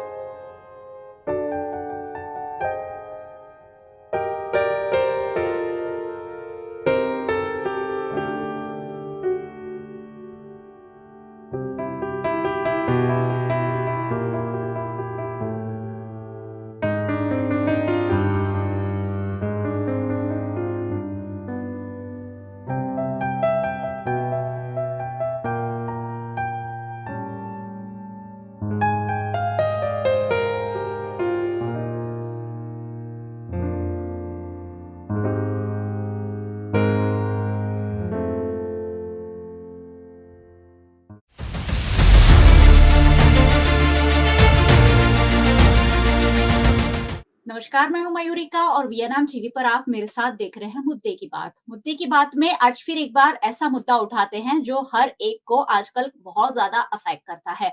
आजकल हमें 10 में से 4 कॉल तो ऐसे आते हैं कि आपके पर्सनल लोन को हमने अप्रूव कर दिया है, पर्सनल लोन ले लीजिए, क्रेडिट कार्ड ले लीजिए। आपको बार-बार ऐसे मैसेज भी आते होंगे कि आपको लोन दिया जा रहा है जिसमें 1 लाख से लेकर 5 लाख और 10 लाख और तरह-तरह के लोन अमाउंट आपको दिए जाते हैं, आपको ललचाया जाता है, आपको कहा जाता है कि बिना डॉक्यूमेंट्स के हम आपको लोन दे देंगे और इस तरीके की बहुत सारी बातें सामने आती रहती है। लेकिन पर्सनल लोन लेना कितना फायदेमंद है या आपको कहीं ना कहीं मुसीबत में डाल रहा है, ये सारी बातें जानना भी बहुत ज्यादा जरूरी है। क्योंकि जैसे ही हम थोड़ी बहुत परेशानी में फंसते हैं, हम पर्सनल लोन ले लेते हैं और फिर उसका जो इंटरेस्ट रेट होता है वो हो सकता है कि बहुत ज्यादा हो। ऐसे में पर्सनल लोन लेने में क्या चीजों की जानकारी हमें होनी चाहिए, क्या चीजों का ध्यान रखना चाहिए, ये सारी बातें हम आज आपको बताने जा रहे हैं। तो ये पूरा जो हमारा बातचीत का वीडियो है पूरा एंड तक देखिए, शेयर जरूर कीजिएगा अपने दोस्तों के साथ। और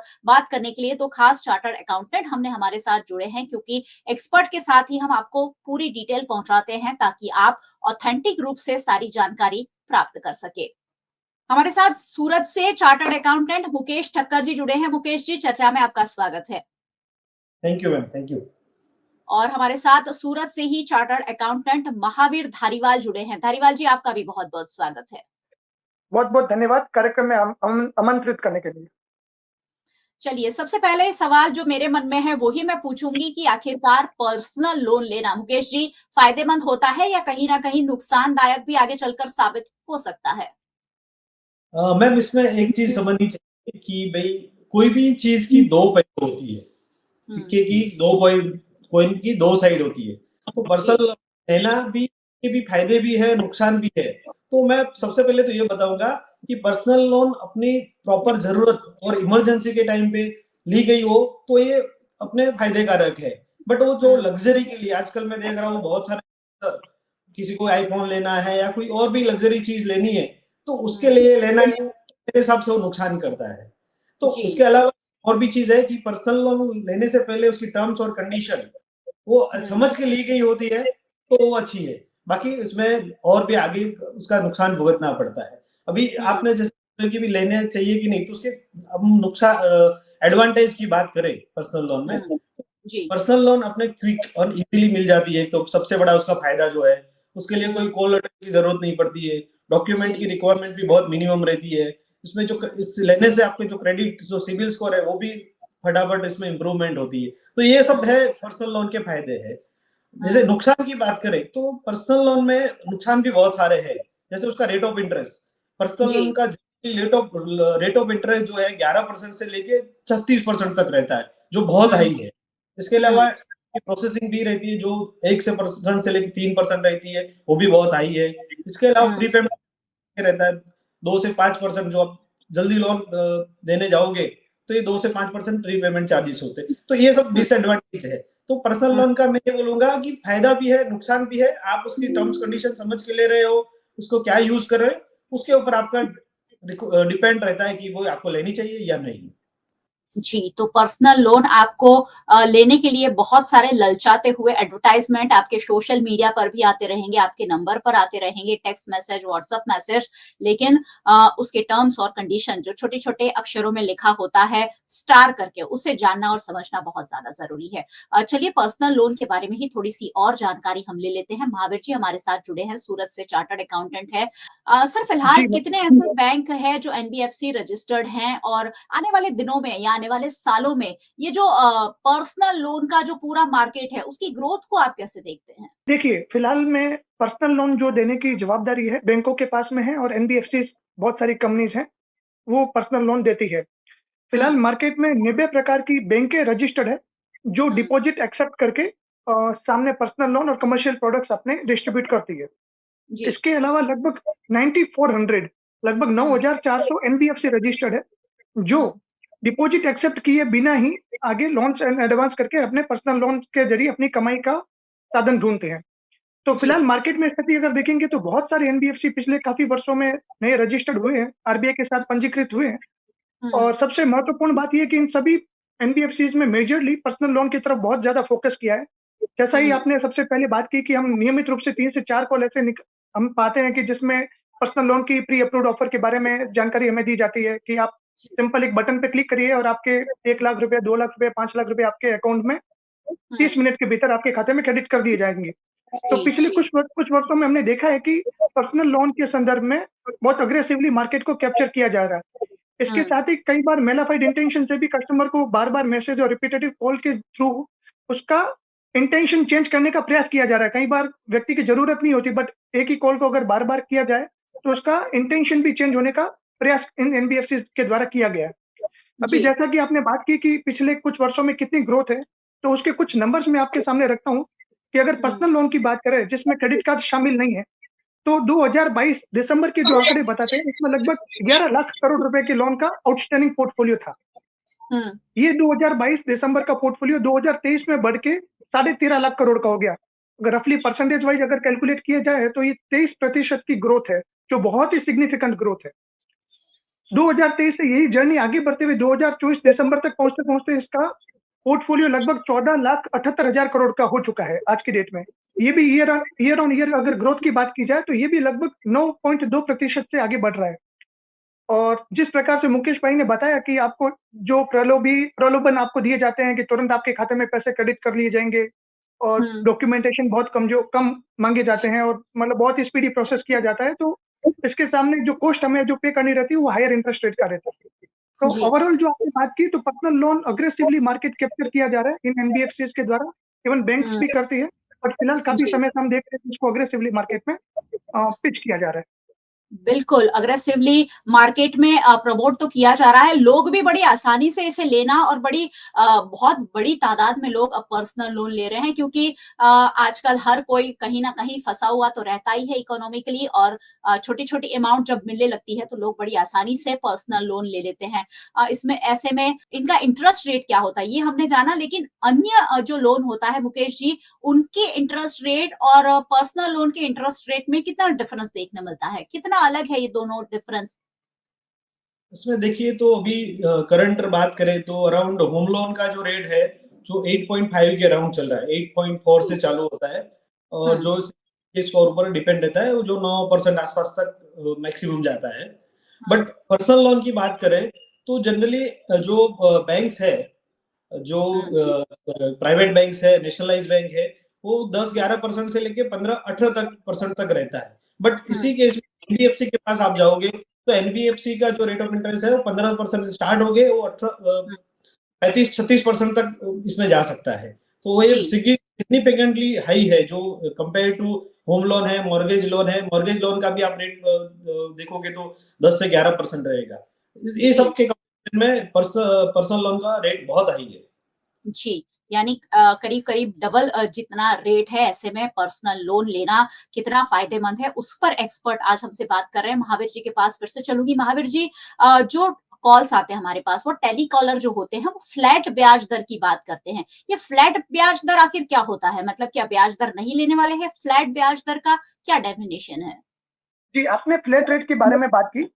जैसा कि आपने बताया कि टेलीकॉलर जो होते हैं, वो नियमित रूप से अपने एक प्री लिस्टेड कस्टमर्स को रेगुलरली फ़ोन करते हैं और उनको इंटरेस्ट रेट के प्रलोभन देके उनको पर्सनल लोन के लिए पिच करते हैं।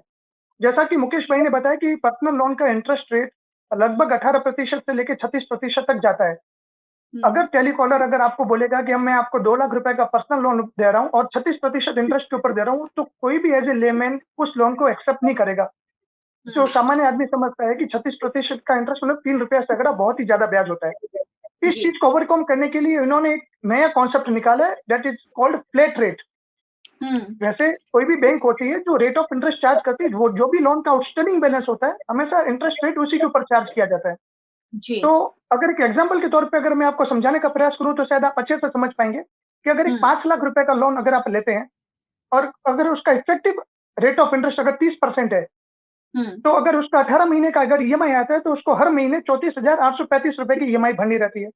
जी। अगर आप पूरे 18 महीने के दौरान अगर 5 लाख रुपए का विद ईएमआई पेमेंट करते हैं तो आपको 1,27,000 रुपए का लगभग इंटरेस्ट पेमेंट करना रहता है। ये जो टेलीकॉलर्स होते हैं या ये एनबीएफसी होते हैं, इस 1,27,000 को 18 महीनों में इस प्रकार से बराबर बाँट के आपसे एक फ्लैट रेट का इंटरेस्ट रेट आपसे बोला जाता है कि जो बोला जाता है कि लगभग 16% कि आपको 16% के ऊपर आपको इंटरेस्ट दे रहेगा। लेकिन ये जो 16% इंटरेस्ट है, वो 5 लाख के ऊपर ही डिटरमाइन होगा इर्रेस्पेक्टिव ऑफ द फैक्ट कि आपने कितना भी प्रीपेमेंट किया है या आपके ईएमआई के थ्रू जो भी प्रिंसिपल रीपेमेंट हो रहा है, उसको किसी भी प्रकार का संज्ञान में नहीं लिया जाता है। तो ये फ्लैट रेट का कॉन्सेप्ट जब तक व्यक्ति समझ नहीं पाता है, तब तक उसको क्या लगता है कि ये 16% का रेट तो मुझे बहुत सस्ता मिल रहा है। कोई बाकी बैंक वगैरह 18-21% मुझे दे रही है। इसके अगेंस्ट मुझे 16% का ब्याज मुझे बहुत सस्ता पड़ रहा है और इसी झांसे में आकर पर्सनल लोन अज्ञानता के चलते भी बहुत सारे लोग लेते हैं। तो फ्लैट रेट के बारे में समझना बहुत ज़्यादा ज़रूरी है। ये एक भ्रामक वर्ड है जिसमें आपको उलझा दिया जाता है, लेकिन उसकी डिटेल जानकारी होना ज़रूरी है। चलिए मुकेश जी के पास फिर से वापस चलती हूँ। मुकेश जी, पर्सनल लोन तो बड़ी आसानी से मिल रहे हैं, लेकिन उसमें फ्रॉड भी बहुत ज़्यादा सामने आ रहे हैं। ये जो पर्सनल लोन में फ्रॉड कैसे किया जाता है? क्या ऐसे फ्रॉड के भी कोई मामले दर्ज हुए हैं? पर्सनल लोन में मैं जनरली मैं बोलूँगा तो फ्रॉड के बहुत सारे चांसेस रहते हैं।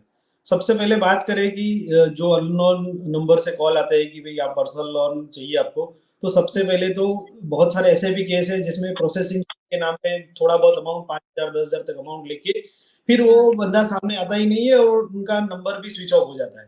तो सबसे पहले तो इनिशियल अमाउंट हम पे करते हैं, उसका एक लॉस का एक चांसेस रहता है। दूसरा आजकल बहुत सारी प्ले स्टोर में बहुत सारी जो इंस्टा लोन बोलते हैं इसको या ऐप थ्रू ये छोटी-छोटी अमाउंट की लोन रहती है जो 5,000 से लेके मैक्सिमम 50,000 तक रहती है। तो उस केस में भी बहुत सारे फ्रॉड ये गवर्नमेंट ने इवन आरबीआई ने भी नोट किया है कि जनरली जब ये लोन लेते हैं तो वो लोग आपसे एक फॉर्म भरवाते हैं। इसमें आपकी बेसिक डिटेल देते हैं आपको लॉगिन करवाते हैं इसमें, और इसके लॉगिन के साथ एक टर्म्स कंडीशन भी आपको करवा देते हैं। तो टर्म्स कंडीशन में ऐसा रहता है कि वो आपके मोबाइल के जो पूरे डेटा रहते हैं, कॉन्टेक्ट्स है आपके, आपके फोटो है, इसके अलावा आपका जो टेक्स्ट है, ये पूरा जो रहता है आपको एक्सेस ले लेते हैं, जो टर्म्स में रहता है, और हम उसको बिना बड़े टिक करके उसको आगे बढ़ जाते हैं। इस केस में प्रॉब्लम ये होता है कि जब हमने साइन करने के बाद सपोज कल उठ के हम उनके ईएमआई टाइम पे नहीं भर पाते हैं, तो वो बहुत सारा हेवी पेनल इंटरेस्ट चार्ज करते हैं, अपने से पेनल्टी इंटरेस्ट करते हैं, और जो अमाउंट बहुत बहुत ज्यादा रहता है। तो जब हम ये अमाउंट उनको नहीं पे कर सकते, तो एक्सटॉर्शन जैसा उनका काम पूरा होता है। वो आपके आपके है जो उसका यूटिलाइज करके मिसयूज करते हैं। जैसे हमने बहुत केस देखे हैं, उनमें आपका जो आपके जो फोटोज होते हैं उसको आपको एक्सेस करके उसको मॉर्फ करके आपके ही कॉन्टेक्ट को भेजते हैं। जैसा मुकेश जी ने बताया कि फ्रॉड्स बहुत सारे तरीकों से होता है। जब हम ये जो इंस्टा लोन की बात करते हैं, जो टेलीकॉलर से बात करते हैं, तो हमें एक बात की जानकारी स्पष्ट है कि हम जिस बंदे का या बंदी का फोन मुझे आ रहा है, वो फिजिकली कहीं पे अपीयर्ड नहीं है। वो हमसे केवाईसी की डिमांड करते हैं, वो हमारे से केवाईसी वेरिफिकेशन करवाते हैं। तो निश्चित रूप से जब वो इंस्टा लोन हमें अगर 30 मिनट में दे रहे हैं, तो हमसे वो सब डॉक्यूमेंटेशन की डिमांड की जाती है जो उन्हें इस लोन देने के लिए आवश्यक है। आरबीआई ने कुछ डॉक्यूमेंट्स की रिक्वायरमेंट लिस्ट रखी है कि हर एनबीएफसी को लोन देने से पहले कुछ बेसिक केवाईसी टेस्ट के थ्रू जाने के पश्चात ही किसी टैक्स पेयर को या किसी बंदे को लोन देना है। तो ये जो केवाईसी हम ऑनलाइन मोबाइल के थ्रू हम अपलोड करते हैं, या जो मोबाइल के चैनल के थ्रू हम उनको शेयर करते हैं, उन केवाईसी का बहुत ही मिसयूज किया जाता है। तो कई बार ऐसा होता है कि लोन मिलता नहीं है, बट केवाईसी हमारे उसके पास अनइंटेंशनली उनके पास पहुंच जाते हैं, और इन केवाईसी का बहुत सारा दुरुपयोग हो जाता है। इसके अलावा बहुत सारी इंस्टा लोन ऐसी भी होती है कि जिसमें हमें कुछ इनिशियली कुछ एक्सपेंस पे करने रहते हैं, अपफ्रंट एक्सपेंस पे करने रहते हैं। बहुत सारे टेलीकॉलर ऐसे होंगे कि हम आपको 5 लाख रुपए की लोन देने के लिए रेडी हैं, बट इसके लिए आपको एक 15,000 रुपए या 20,000 रुपया आपको एक अपफ्रंट पे करना रहेगा। तो बहुत सारी स्थिति में ऐसा होता है कि 20,000 रुपए as a customer good intention उनको पे तो कर लेता है, बट बाद में पता चलता है कि वो ऐसी कुछ मतलब ऐसी कोई एनबीएफसी है ही नहीं, ऐसी कोई कंपनी नहीं है जो मुझे 5 लाख रुपए का लोन दे रही है। ऐसे हमने पास्ट बहुत सारे इंस्टेंस ऑब्जर्व किए हैं, जिसमें कस्टमर ने जो initially as a processing fee के तरीके से जो उन्होंने एक्सपेंस या पे किए, वो भी उनको रिफंड नहीं हो पाते। तो इस प्रकार के बहुत सारे फ्रॉड हुए हैं, और ये फ्रॉड की स्थिति जब और गंभीर हो जाती है जब कोई कस्टमर लोन तो ले लेता है, बट उसके बाद में उसकी भरपाई नहीं कर पाता है। तब ये एनबीएफसी है, जो ये ऑनलाइन टेक कंपनीज है, फिनटेक कंपनीज है, वी उन केवाईसी का दुरुपयोग करना शुरू कर लेते हैं, जो एक्चुअली उस समय से हमारा वो दुरुपयोग शुरू हो जाता है हमारे केवाईसी का। जी। तो केवाईसी का दुरुपयोग रोकने के लिए भी आपको हर तरह की जो आप कंडीशन एक्सेप्ट करते हैं उस पर ध्यान देना चाहिए। चलिए सर, ये भी बता दीजिए कि पर्सनल लोन और बिजनेस लोन, इनमें क्या फर्क है? अमाउंट में कितना फर्क होता है? कंडीशन में क्या फर्क होता है? ये बताइए। बिल्कुल सही प्रश्न है आपका। देखिए, देखा जाए तो मूलभूत रूप से पर्सनल लोन हो चाहे बिजनेस लोन हो, दोनों का नेचर अनसिक्योर्ड है। इन दोनों प्रकार की लोन में हम किसी भी प्रकार की एनबीएफसी हो चाहे बैंक हो, एक कोलेटरल एक्सेप्ट नहीं होती। It means both loan are completely unsecured loan. जहां तक प्रश्न पर्सनल लोन का है, तो ये पर्सनल लोन बेसिकली इसके लिए जो टारगेट सेगमेंट होता है वो सैलरीड क्लास के बंदे होते हैं, जिनका हर महीने मंथली सैलरी आता है। उन सैलरी के बेस पे उनके जो मंथली क्रेडिट आता है उसके बेस पे उनको पर्सनल लोन की अप्रूव्ड ऑफर उनको ऑफर की जाती है। इसके अगेंस्ट जो बिजनेस लोन होती है, business loan basically self employed profile के केस में एप्लीकेबल होती है। इसका जो लोन की सीमा रहती है वो पर्सनल लोन से कहीं ज्यादा रहती है। उसमें बिजनेस लोन में यूजुअली हमें बिजनेस देखा जाता है, अब उसका प्रोफेशन चेक किया जाता है कि उसका कितना एनुअली ट्रांजेक्शन है, कितना एनुअली टर्नओवर है, और टर्नओवर को ध्यान में रखते हुए उसको बिजनेस लोन दी जाती है। जहां तक प्रश्न आधारभूत डिफरेंस का है, इसमें एक और डिफरेंस है कि बिजनेस लोन यूजुअली बड़ी लिमिट की होती है, और वो अच्छी बैंक्स है या बड़ी अच्छी कैटेगरी वाली जो एनबीएफसी है वो देती है।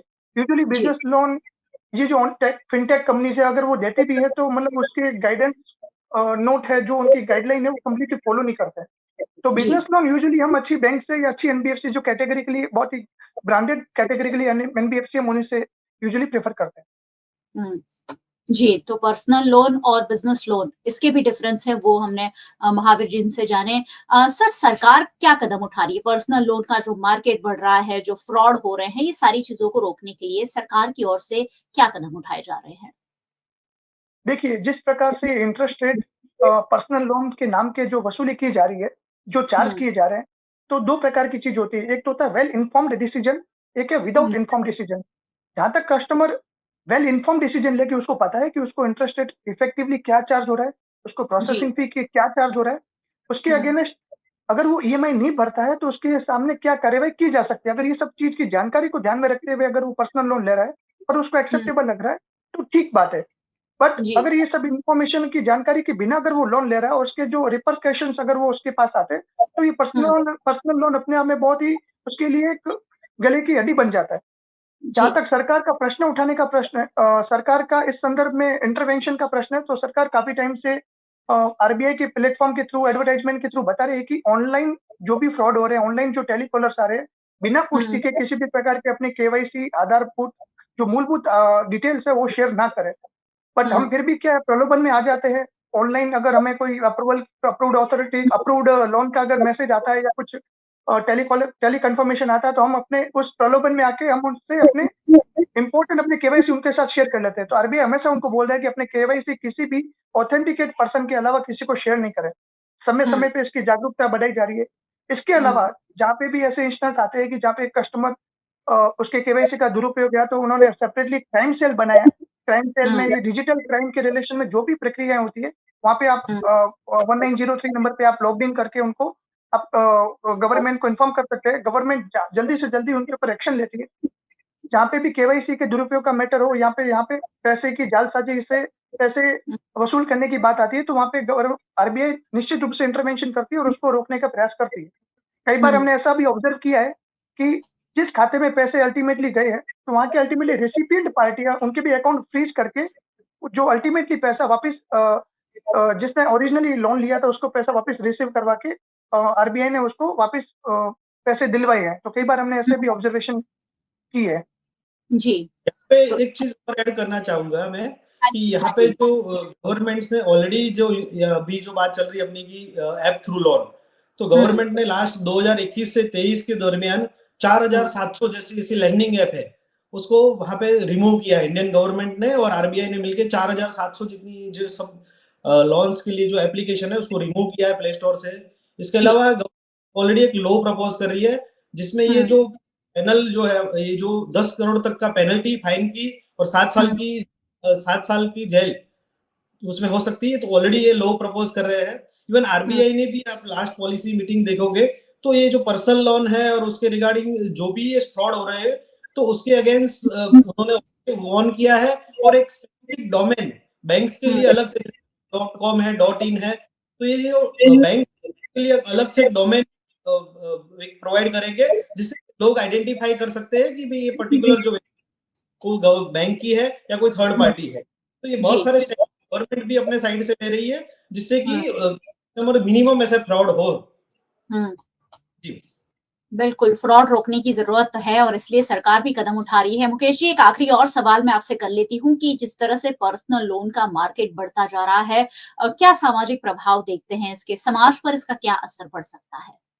ओवरऑल मैं इंडिया भारत की समाज की बात करूँ कि जो हमारा इंडियन कल्चर है वो सेविंग पे बिलीव करने वाला है। जो इंडियन कल्चर अभी देखेंगे तो और जो वेस्ट का कल्चर है वो लोग स्पेंडिंग पे बिलीव करने वाला है। इंडिया में हम लोग जब भी इनकम कमाते हैं तो सेविंग की बात करें कितना सेव करेंगे। ये जो वेस्ट का कल्चर है कि भाई मंडे टू फ्राइडे कमाओ सैटरडे संडे उड़ाओ, तो इंडिया का कल्चर। बट लास्ट आप देखोगे तो 5 से 10 साल के जो लास्ट यंगस्टर्स है आप जेन और जो अलग अलग अपने जो जनरेशन है लास्ट जनरेशन है तो धीरे धीरे उनके आप जो होते उनका ऑलमोस्ट 20-25 साल की उम्र में भी वो पर्सनल लोन ले चुके होते हैं और वो जो कल्चर है हम यहाँ पे कॉपी कर रहे हैं। तो जो हमारे समाज के मेरे हिसाब से ये बहुत खतरनाक चीज है। आने वाले टाइम पे ये बहुत बुरी असर कर सकता है। इसके अलावा तो अर्ली एज में जो लोन ले लेते हैं जो टाइम पे रीपेमेंट नहीं कर सकते तो ये जो सामाजिक रीत से देखोगे लोगों के मेंटल स्ट्रेस वो इंक्रीज होने के ज्यादा चांस है। इसके अलावा बैंक लेवल पे बात करें तो बैंक के एनपीए होने के भी जैसे सिक्योर्ड लोन रहता है तो उसमें तो चलो सिक्योरिटी रहती है तो बैंक वहां से भी वो पैसा रिकवर कर सकता है। बट ये पर्सनल लोन में एनपीए होने के बहुत चांसेस है और इससे ओवरऑल बैंकिंग सिस्टम पे भी नुकसान होगा। आज जो विषय पे हम चर्चा करें बहुत ही रियलिस्टिक है। अभी एक्चुअली समय आ गया है कि अभी आरबीआई को इंटरवेंशन करके मैक्सिमम रेट ऑफ इंटरेस्ट के ऊपर कैप करे।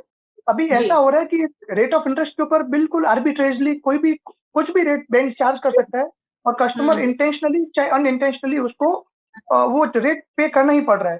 तो अभी समय जी। आ गया है कि चाहे अगर कस्टमर अगर समझ नहीं पा रहा है तो आरबीआई को बीच में इंटरवीन करके कि कोई भी प्रकार का पर्सनल लोन इस रेट से ज्यादा चार्ज नहीं किया जा सकता। अगर किसी भी जी। प्रकार की अगर कस्टमर के संदर्भ में भूल हो सकती है बट बैंक के लेवल पे भूल होगी तो वो एक्सेप्टेबल नहीं होगी। अभी समय आ गया है कि आरबीआई को बीच में इंटरवीन करके एक मैक्सिमम रेट ऑफ इंटरेस्ट को कैप कर देना चाहिए और इस जी। प्रकार की जो चीजें जो हिडन टर्म्स एंड कंडीशन होती है उसको पब्लिकली कैसे अवेयरनेस फैलाई जाए उसके ऊपर कदम उठाने चाहिए।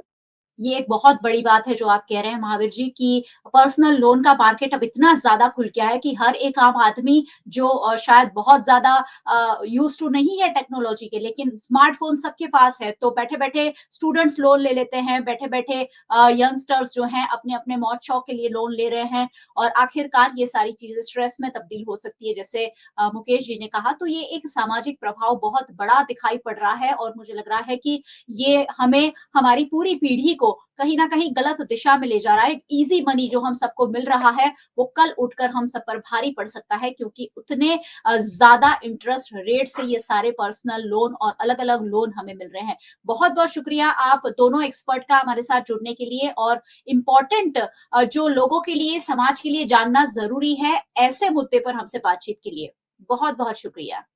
धन्यवाद।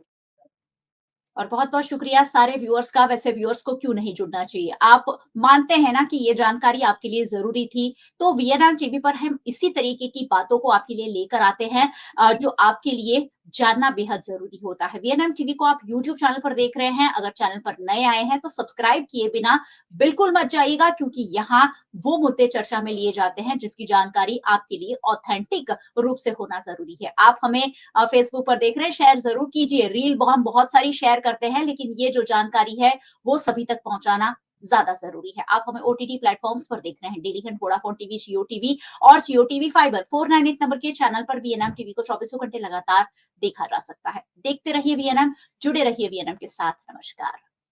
गुजरात के वडोदरा में बढ़ रहे गाड़ी चोरी मामलों में क्राइम ब्रांच को बड़ी सफलता मिली है। वडोदरा में पुलिस ने 4 व्हीलर चोरी करने वाले 3 आरोपियों को गिरफ्तार किया है। इन आरोपियों में एक डॉक्टर, एक एम्बुलेंस ड्राइवर और एक स्क्रैप डीलर शामिल हैं। आरोपियों से कुल 7 लाख रुपए का माल बरामद हुआ है जिसमें 2 कारें, 3 मोबाइल फोन और 25,000 रुपए की नकदी शामिल है। पुलिस की जांच में ये बात सामने आई है कि गिरफ्तार किए गए आरोपियों का पिछले 12 वर्षों से चोरी की घटनाओं में हाथ था। गिरफ्तार आरोपियों में से एक डॉक्टर है जो वडोदरा में एक क्लिनिक चलाता था जिसे चोरी की वजह से बंद करना पड़ा। अन्य आरोपी एम्बुलेंस ड्राइवर और स्क्रैप डीलर है। आरोपियों की पहचान हरेश दुलाभाई माणिया, अरविंद दुलाभाई माणिया और ताहिर अनवर हुसैन त्रिवेदी के रूप में हुई है। पुलिस ने आरोपियों से विस्तृत पूछताछ शुरू कर दी है और आगे की कार्यवाही की जा रही है। मारुति इको गाड़ी की चोरी करने ये गैंग है, उसको पकड़ने में क्राइम ब्रांच को सफलता मिली है। उसमें कुल 3 एक्यूज हमने पकड़े हैं। एक का नाम है हरेश भाई फुलाभाई माणिया, दूसरा उसका भाई अरविंद भाई माणिया और तीसरा है ताहिर हुसैन त्रिवेदी।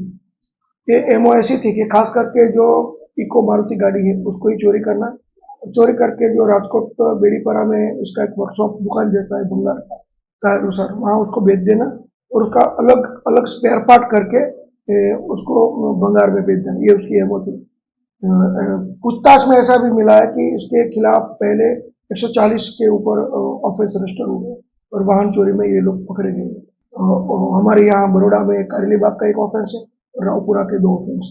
अभी फिलहाल हमने उसको कारेलीबाग पुलिस स्टेशन में कस्टडी में दिया है। उसके बाद में रावपुरा पुलिस स्टेशन के जो 2 ऑफेंस है उसमें भी उसको अरेस्ट किया गया। उसमें जो हरीश भाई माणिया है उसने BEMS ऐसा एक मेडिकल प्रैक्टिशनर का कोर्स किया हुआ है और पहले वो बावड़ा में उसकी प्रैक्टिस भी करते थे। वीएनएम टीवी की खबरें अब आप यूट्यूब, फेसबुक, इंस्टाग्राम के अलावा ओटीटी प्लेटफॉर्म्स पर भी लाइव देख सकते हैं।